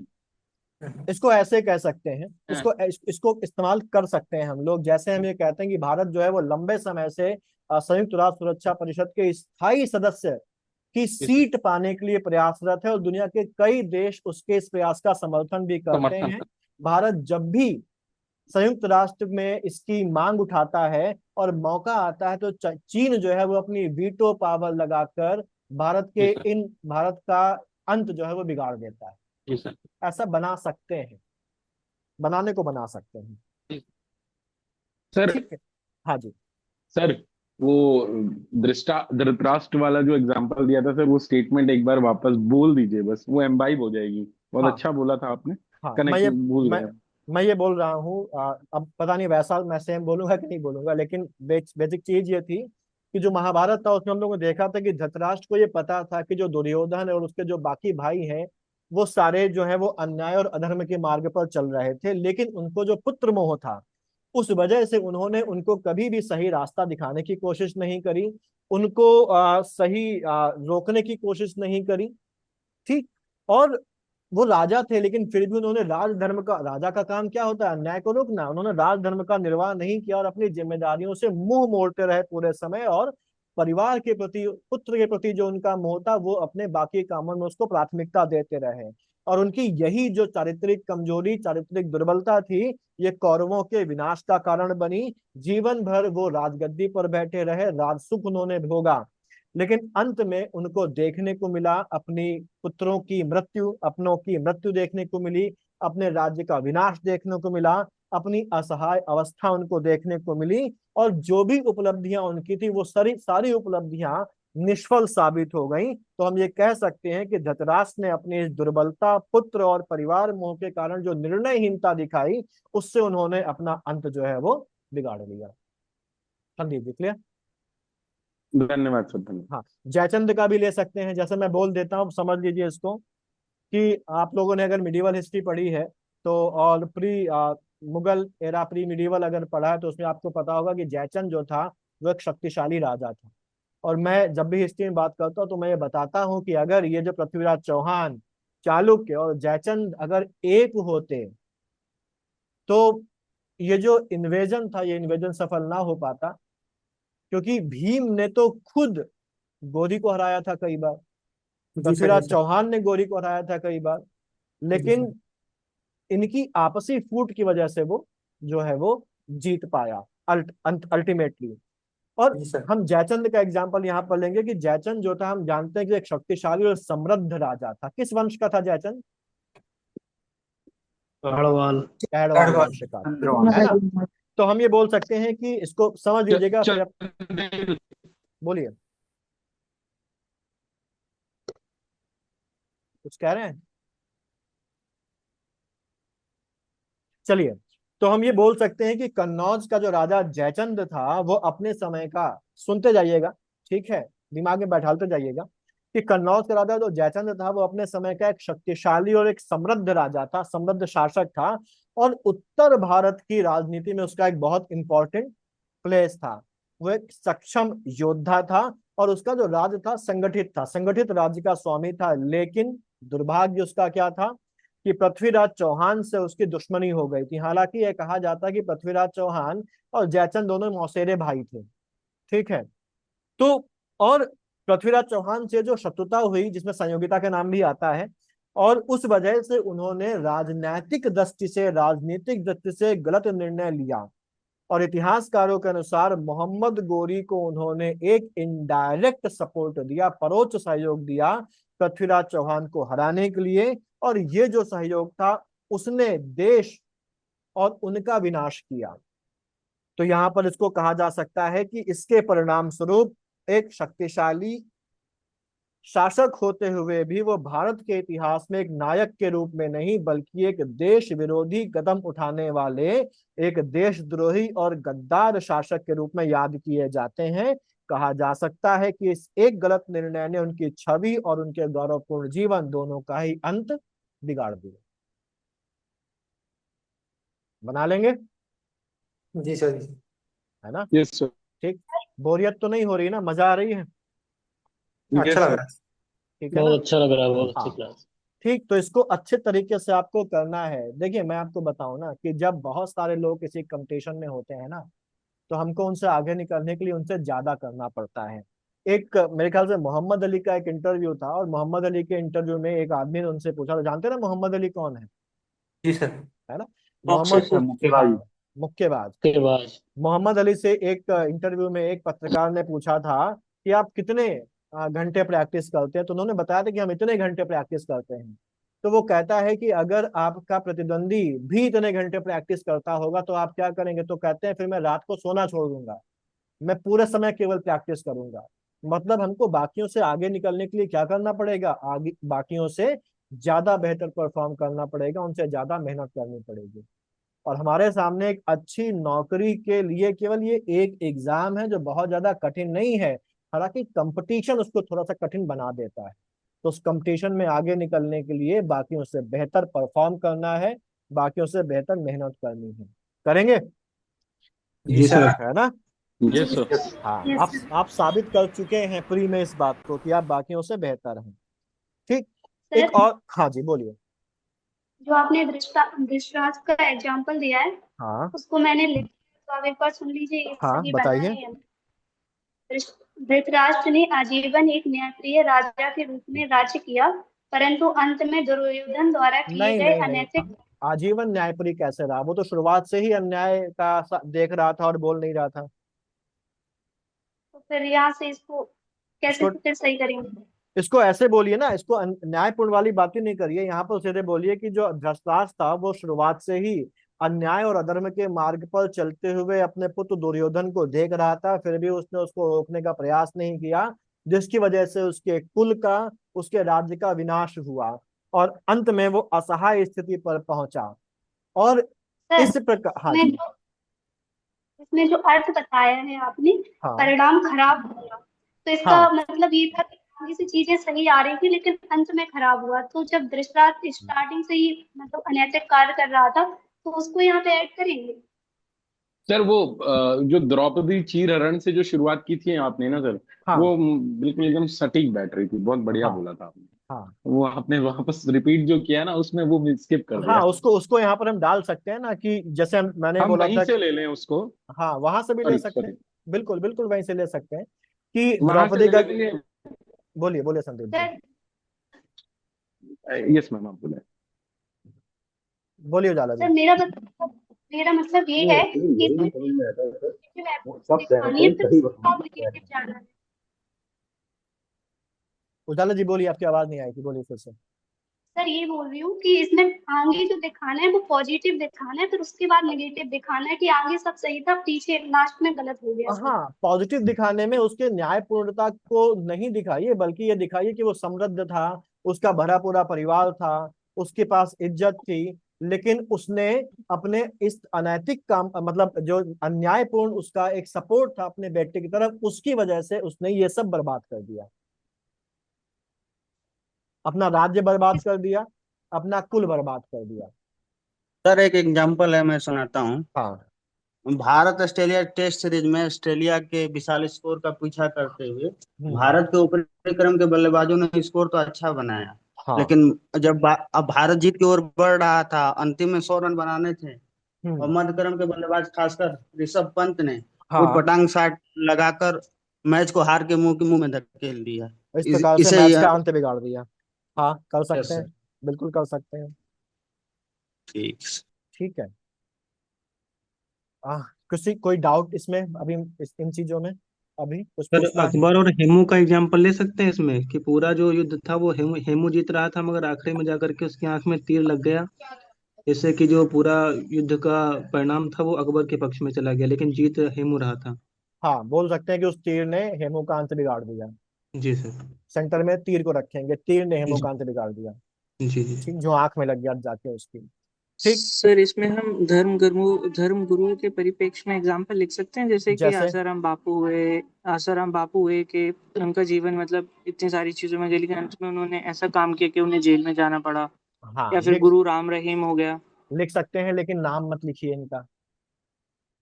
जी और सर। जैसे नेहरू का एग्जाम्पल आप बता रहे हैं, तो अंत बिगाड़ना का मतलब ये होगा कि उसी ने कुछ ऐसा किया है जिसकी वजह से उसका अंत बिगड़ गया। अगर तीर लगने से अंत बिगड़ गया, तो ये तो उसने उसकी तो कोई ऐसी गलती नहीं हुई है। हाँ बिल्कुल, एक्चुअल में ये आपने बिल्कुल सही बात बोली देसीपत जी। इसीलिए मैंने कहा कि तीर को आप जी जी। तीर को सेंटर पर रखिए। अगर तीर को सेंटर में नहीं रखेंगे, क्योंकि अंत बिगाड़ने का जो मतलब है, अगर हम जैसे मैंने भी भावार्थ आपको बताया था, उसमें क्या था कि हम अच्छा भला कोई काम चल रहा है और हमने कोई ऐसी मूर्खता कर दी, हमने कोई ऐसी गलती कर दी जिससे कि वो काम क्या हो गया, बर्बाद हो गया। ये सेल्फ इसका जो है वो मेन डिस्ट्रक्शन। एसेंस है। ठीक।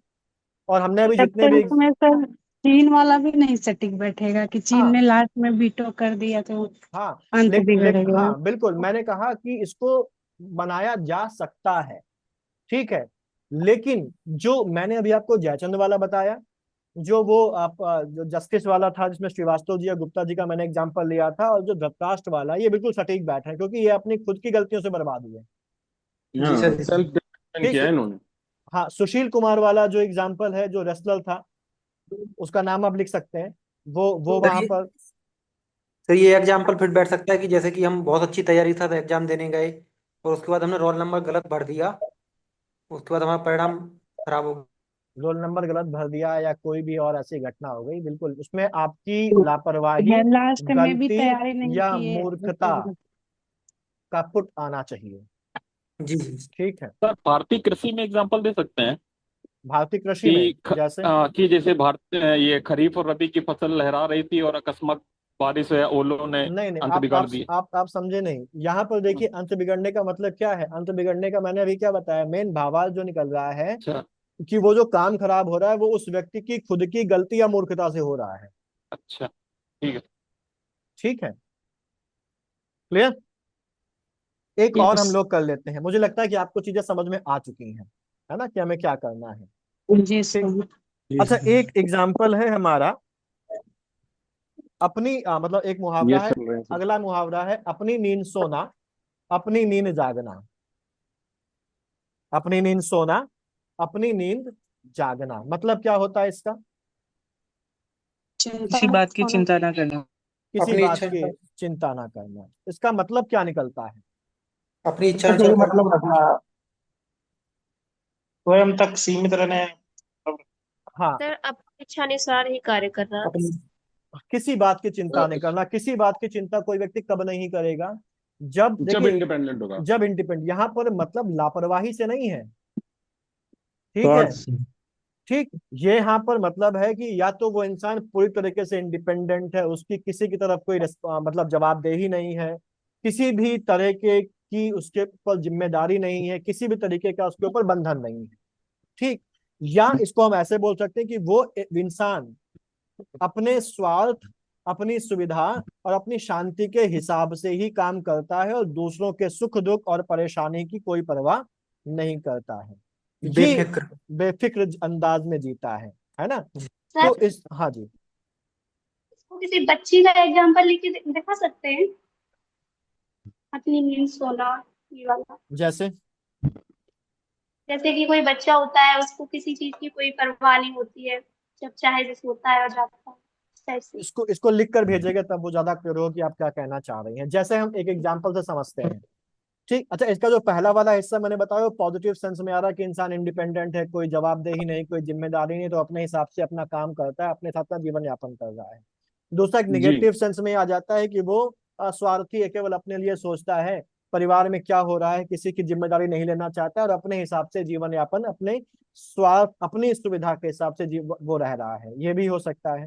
तो अगर सही सेंस में इसका एग्जाम्पल लें तो हम देखते हैं कि बहुत से लोग होते हैं वो पूरे जिंदगी नौकरी करते हैं, और जब वो पूरी जिंदगी नौकरी करते हैं तो पूरी जिंदगी नौकरी में एक समय सेट है कि इतने बजे उठना है, इतने बजे दफ्तर पहुंच जाना है। ठीक, जो आपका सुपीरियर है उसकी बात का, उसकी बातों का पालन करना है, अपनी कोई इच्छा नहीं है, अपनी मर्जी से छुट्टी भी नहीं ले सकते हैं, उसके लिए भी एप्लीकेशन देनी पड़ेगी, है ना। तो और जब वो आदमी रिटायर हो जाता है तो इन सभी बंधनों से मुक्त होकर स्वतंत्र हो जाता है, और अपनी सुविधा अनुसार अपनी जो डेली रूटीन है उसको फॉलो करता है। ठीक, इसको लिख लेते हैं तो ज्यादा बेटर रहेगा, है ना। सर एक एक एग्जांपल सर हम बताएं। हाँ बिल्कुल बताइए। सर रूस की क्रांति से सर ले सकते हैं कि जो सर वहाँ का शासक था और रानी थी, वो सर जनता से बिल्कुल मतलब नहीं रख रहे थे वो लोग। हम्म अपने नींद सोना, अपने नींद उठना, मतलब कि खाना मिल रहा है कि नहीं मिल रहा है, क्या हो रहा है क्या नहीं हो रहा है, कोई परवाह नहीं थी उनको। हम्म केवल अपने सुख सुविधाओं से ही उनको लेना देना था। हम्म तो ठीक सर है, ये एग्जांपल ऐड कर सकते ले सकते हैं। फ्रांस की जो जो हैं। फ्रांस की क्रांति है उसका ले सकते हैं, जो मैरी एंटोनिएट थी उसका तो जी एक, उसका तो एक कमेंट बड़ा प्रचलित है ना। बात यस करेंगे सर। अभी उसके बारे में, बिल्कुल ले सकते हैं, लेकिन जब वाक्य बनाकर आप लिख के दिखाएंगे ना, तब मैं बेटर बता पाऊंगा, तो इसको लिख के भेजिएगा। जी ठीक, सर। सर नॉर्थ कोरिया का किम जोंग उन का एग्जांपल ले सकते हैं, वो अपने हिसाब से कुछ भी करता है। हाँ वो तो एक बड़ी समस्या है दुनिया के लिए।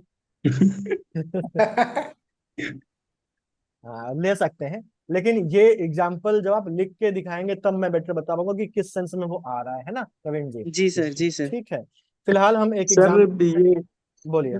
सर एक ये सुनिएगा कि माधव ने कारपोरेट नौकरी छोड़कर अपने स्टार्टअप की शुरुआत की हम्म और अपने समय का उपयोग अपनी रचनात्मक परियोजनाओं के लिए करने लगा। हम्म तो उसने कहा कि अब मैं अपना नींद सोता हूँ, अपना नींद जगता हूँ, क्योंकि उसे किसी बॉस के आदेशों या समय की पाबंदियों से आजादी मिल गई। लेकिन स्टार्टअप में जो उसके क्लाइंट होंगे वो सोने देंगे उसको? नहीं सुने देंगे। जिम्मेदारी है ना, जिम्मेदारियों से मुक्त नहीं है ना। बना देखिए सर बना सकते हैं, इसको लिख सकते हैं, लेकिन बहुत ज्यादा उतना अच्छा नहीं हो पाएगा। जैसे मैं आपको एक लिखवा देता हूँ, लिखिए। मुहावरा अपना क्या था? अपने नींद सोना, अपनी अपनी नींद नींद सोना, जागना। अपनी नींद अपने जागना। तो मैं मुहावरा नहीं लिख रहा हूँ, सीधे वाक्य प्रयोग में आ जाता हूँ। ठीक है, जी सर। वाक्य प्रयोग क्या है, हम एग्जाम्पल ले लेते हैं, फॉर एग्जाम्पल गुप्ता जी का। गुप्ता जी ने जीवन के, कोई बोल तो नहीं हो रहा है, नो सर। नहीं सर, जीवन के अच्छा। 40 वर्ष अनुशासन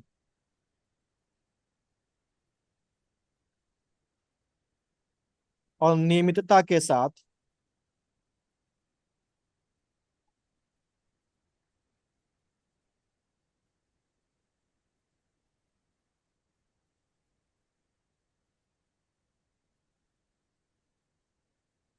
सरकारी सेवा को समर्पित किए।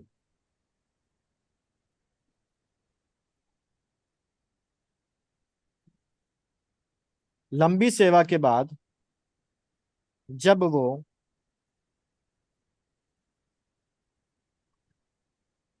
सेवानिवृत्त हुए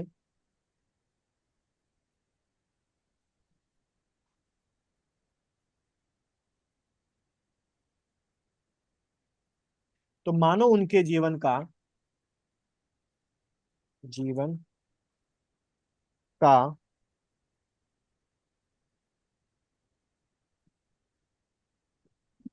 एक नया अध्याय आरंभ हुआ।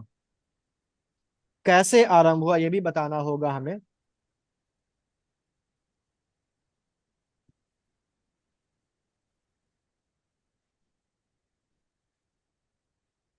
अब वे समय के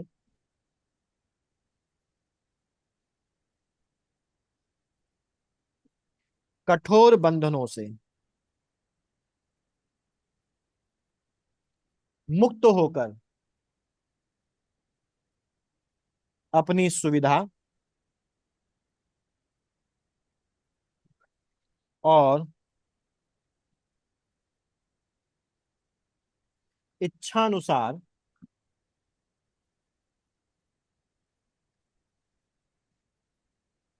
दिनचर्या का पालन करते हैं। वास्तव में वे अब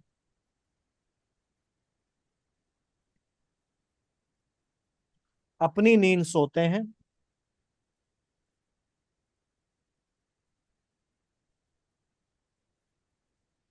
और अपनी नींद जागते हैं। बताइए, बन रहा है कि नहीं बन रहा है? Yes sir. ठीक है ना? पूरी तरीके से मुहावरे को ये रिप्रेजेंट कर पा रहा है ना? कहीं पर कुछ अटपटा तो नहीं लग रहा है इसमें? बिल्कुल सर। ठीक है ना?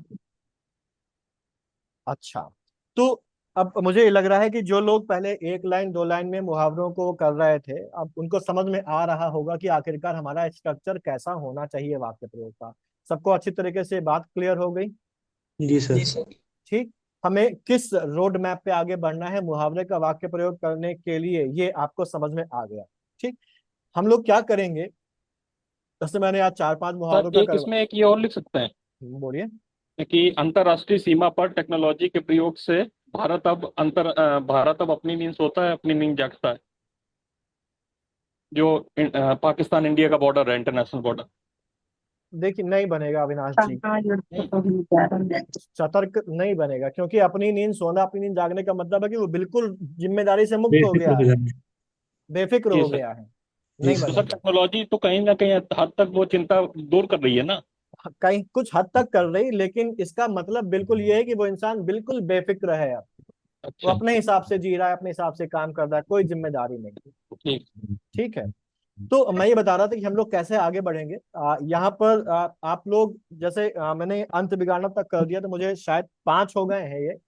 तो आप रोज मुझे 5 लिख कर भेजिएगा, सभी लोग। ठीक है, सभी लोग 5 मुहावरों का वाक्य प्रयोग करके मुझे भेजिए, पीडीएफ बनाकर मुझे भेजिए। उसके बाद मैं उनको देखूंगा, और देखने के बाद फिर उन 5 मुहावरों को हम लोग क्लास में डिस्कस कर लेंगे। तो सर इससे लिस्ट के हिसाब से ही चलवाइए सब शीट के तो। हिसाब से ही चलेंगे, उसी शीट के हिसाब क्योंकि से। हाँ, क्योंकि सर अर्थ समझ में आ जाएगा तो फिर वहाँ आसानी से बन जाएगा एग्जाम। और शीट के हिसाब से चलेंगे तभी एक वो बनेगा ना, सबके साथ तालमेल। नहीं तो कुछ 5 दूसरे कर रहे हैं, कोई दूसरे 5 कर रहे हैं, तो फिर वो मामला खराब हो जाएगा। तो मैं बता दे रहा हूं आपको, आज आपको करके भेजना है शीट में नंबर 6 से नंबर 10 तक। ठीक है, क्लियर? नंबर 6 से नंबर 10 तक करके भेज देंगे। Yes sir. जी सर। Yes sir. हाँ, और एक काम और करिएगा, टेस्ट का सिलेबस मैंने आपको संडे का बता दिया है। ठीक है, तो उसको अच्छी तरीके से, जो भी कमियां हैं, कमियां देखिए धीमे धीमे जाती हैं, एक साथ कमी जाती भी नहीं है। ठीक, तो उसको ठीक कर लीजिएगा। थोड़ा सा एक रिक्वेस्ट आपसे थी कि मैं अभी थोड़ा सा, मुझे एक और जगह का चार्ज मिला हुआ है, 2 जगह का चार्ज है मेरे पास। इसी वजह से थोड़ा सा बीच में मुझे गायब होना पड़ता है। तो मुझे वेडनेसडे और फ्राइडे को जाना पड़ता है उस जगह पर, दूसरा जो चार्ज मुझको मिला हुआ है। तो अगर मैं कल और अगले वेडनेसडे को मैं वहां से रिलीव हो जाऊंगा, तो कल और अगले वेडनेसडे को अगर रिकॉर्डिंग दे दो तो कोई दिक्कत तो नहीं है आप लोगों को? No sir. नहीं सर। ठीक है ना? बस अगले वेडनेसडे को मैं रिलीव हो जाऊंगा, फिर मुझे झंझट नहीं रहेगा, यहीं पर हूँ। ठीक है ना? सर हाँ जी। सर ऐसे पर एक लाइव क्लास सर हो जाए, ऐसे जैसे कि पर जो लाइव बायो क्लास की। ही होगी, ऐसे पर लाइव क्लास ही होगी। अभी हमारे पास पत्र में अनुस्मारक तक हो गया है। विज्ञप्ति और टिप्पण हम लोग और कर लें, उसके बाद हम लोगों को ऐसे हम लोग कंटिन्यू कर लेंगे। संडे में आपने टेस्ट में दिया है ना सर ऐसे, उससे संडे पहले में अगर हो। संडे में मैंने टेस्ट पे दिया है, उसका मैंने प्लेलिस्ट भेजा है, शायद उसको आप प्लीज एक बार देख लीजिएगा। ठीक, उसके बाद जी अगर कोई होगा तो हम लोग उसकी बात कर लेंगे, है ना? अभी फिलहाल उससे एक बार कर लीजिए, बाकी तो मैं तो हूँ ही, मैं कहीं नहीं जा रहा। ठीक है। जी सर। जी सर। सर मेरा एक डाउट यस है। हाँ जी।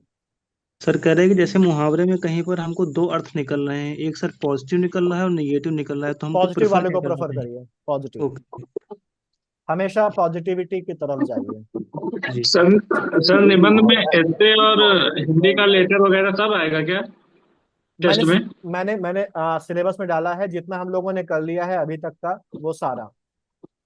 मैंने और सर फ्राइडे तक का बोला था, अनुस्मारक तक के लेटर्स आप कर लीजिए। शुरू और से सर कि जो हो चुका है उसको छोड़ के? नहीं नहीं, सब सर क्यूमुलेटिव होगा टेस्ट, जी जी।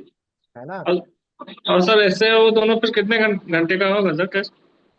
वो मैं सफिशिएंट टाइम दूंगा इस बार आपको, बिल्कुल सफिशिएंट टाइम दूंगा। जी सर, जी सर ठीक है। वाले बच्चों में सर ये मेरी बीच में बढ़तनी की गलती बहुत हो जाती है वर्तनी सर, गलती इसको का, कैसे वर्तनी इसको सर गलती, कैसे हाँ, सुधारना है? मैं बता रहा हूँ, वर्तनी गलती का यही है। देखिए मैं मार्क करता हुआ चल रहा हूँ, इसके अलावा आप खुद भी अगर कहीं पर पहचान रहे हैं कि यहाँ पर वर्तनी की गलती हो रही है, तो वर्तनी की गलती हर जगह नहीं होती, कुछ खास चीजें ही होती हैं जहां पर हम वर्तनी की गलती करते हैं। ये दो सर वजहों एक से होती हैं। और एक अंदर डर जैसा है कि मतलब जब हिंदी लिख रहे हैं तो उसमें वो फ्लो नहीं आ पा रहा है, पता नहीं क्या हाँ, वो चीज है। वो वो जाएगा, वो जाएगा डर। मैं आपको बताऊं कि यार शब्द नहीं याद आते हैं कई बार ना, जैसे छोटे छोटे, जैसे स्पष्ट आपने बीच में हाँ अच्छे अच्छे अच्छे शब्द यूज किए, हाँ वो संदीप जी, आ ही नहीं पा रहे हैं। ये चीजें प्रैक्टिस से आएंगी। वोकैब जो है ना, ये एक प्रैक्टिस से आएगा। आप धीमे धीमे आप जब लिखना शुरू करेंगे, पढ़ना शुरू करेंगे, तो बहुत ज्यादा समय नहीं लगेगा, वो जल्दी ही जल्दी वो ठीक होता चला जाएगा। ठीक है ना, उसमें कोई इशू नहीं आएगा। तो सर ये बस एडिटोरियल वगैरह पढ़ सकते हैं इसके लिए? किसके हिंदी लिए? का एक न्यूज़पेपर, ये मतलब बर्ड्स के लिए, बर्तनी के लिए, मतलब यही सुधारने के लिए। देखिए वर्तनी आपको पढ़ने से नहीं आएगी। अच्छा। वर्तनी के लिए मैं आपको बता रहा हूँ, मैं पूरी कर लूँ बात अपनी। वर्तनी की गलती दो वजहों से होती है। पहली वर्तनी की गलती तो इसलिए होती है क्योंकि हमको वर्तनी सही पता ही नहीं है, और जब सही नहीं पता तो हम गलत ही लिखेंगे। और दूसरी वर्तनी की गलती इसलिए होती है क्योंकि हमको वर्तनी पता है सही, लेकिन हम जल्दबाजी कर रहे हैं और जल्दबाजी में हमने उसको गलत लिख दिया। क्योंकि कई सारी कॉपीज मैंने देखी है, उसमें एक जगह पर वर्तनी गलत लिखी है, लेकिन अगले पैराग्राफ में उसकी वर्तनी बिल्कुल सही लिख दी गई है। तो इसका मतलब क्या है कि वर्तनी हमको पता है, हम जल्दबाजी और लापरवाही से लिख रहे हैं, इसलिए हमारी वर्तनी गलत हुई। तो हमको वर्तनी नहीं आती है या हम वर्तनी जल्दबाजी में गलत करें, दोनों का एक ही तरीका है कि आप अपनी वर्तनी जो मैं मार्क कर रहा हूं प्लस जो आप खुद पकड़ रहे हैं, उनको एक जगह नोट कर डालिए और उनको 5-5 10-10 बार लिखने की कोशिश करिए। और जब कभी लिखिए तो दिमाग को अलर्ट मोड पर रखिए कि हम वर्तनी की गलती ना करें। लिखने के साथ साथ पढ़ते हुए चलिए। हम अगर केवल लिखते जाएंगे और आगे बढ़ते जाएंगे तो वर्तनी गलती हमारी ठीक नहीं होगी। लिखने के साथ साथ पढ़ने की आदत डालिए।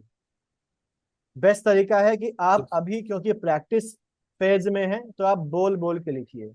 बोल बोल के आप जब लिखेंगे तो उसके लिए आपने जो लिखा है उसको आपको पढ़ना पड़ेगा, और जब उसको पढ़ेंगे तो 90% चांस है कि वर्तनी गलती को आप पकड़ लेंगे। आप नहीं पकड़ेंगे तो मैं मार्क कर दूंगा, तो उसको सुधारिए। ठीक है ना, प्रैक्टिस मेक्स अ जी मैन सर। परफेक्ट। सर उस दिन आपने कार्यालय आदेश और कार्यालय ज्ञाप में अंतर लिखने के लिए दिया था, हाँ तो सर उसमें मैंने अंतर लिख दिया लेकिन ज्ञाप का प्रारूप नहीं बनाया, तो सर अंतर में प्रारूप भी बनाना पड़ता है क्या? नहीं नहीं, उसमें क्वेश्चन पढ़िएगा ठीक से। कार्यालय ज्ञाप, कार्यालय आदेश में अंतर के साथ साथ सेकंड पार्ट है उसमें, कार्यालय ज्ञाप का प्रारूप बनाइए। अच्छा सर, मैंने ध्यान नहीं दिया। हाँ सेकंड पार्ट भी है उसमें। ठीक ठीक है, सर। तो उसमें लगभग 6 नंबर अंतर के थे और 4 नंबर मैंने ज्ञाप के प्रारूप के लिए रखे थे। ठीक है, चलिए फिर मिलते हैं। सर हाँ एक जी। वाक्य मैंने बो, बनाया है, थोड़ा हाँ देख लीजिए। बोलिए। इस ये अंधे के आगे रोना अपना दीदा खोना, इसका वाक्य प्रयोग बनाया है पहले मुझे कि इसका अर्थ बताइए।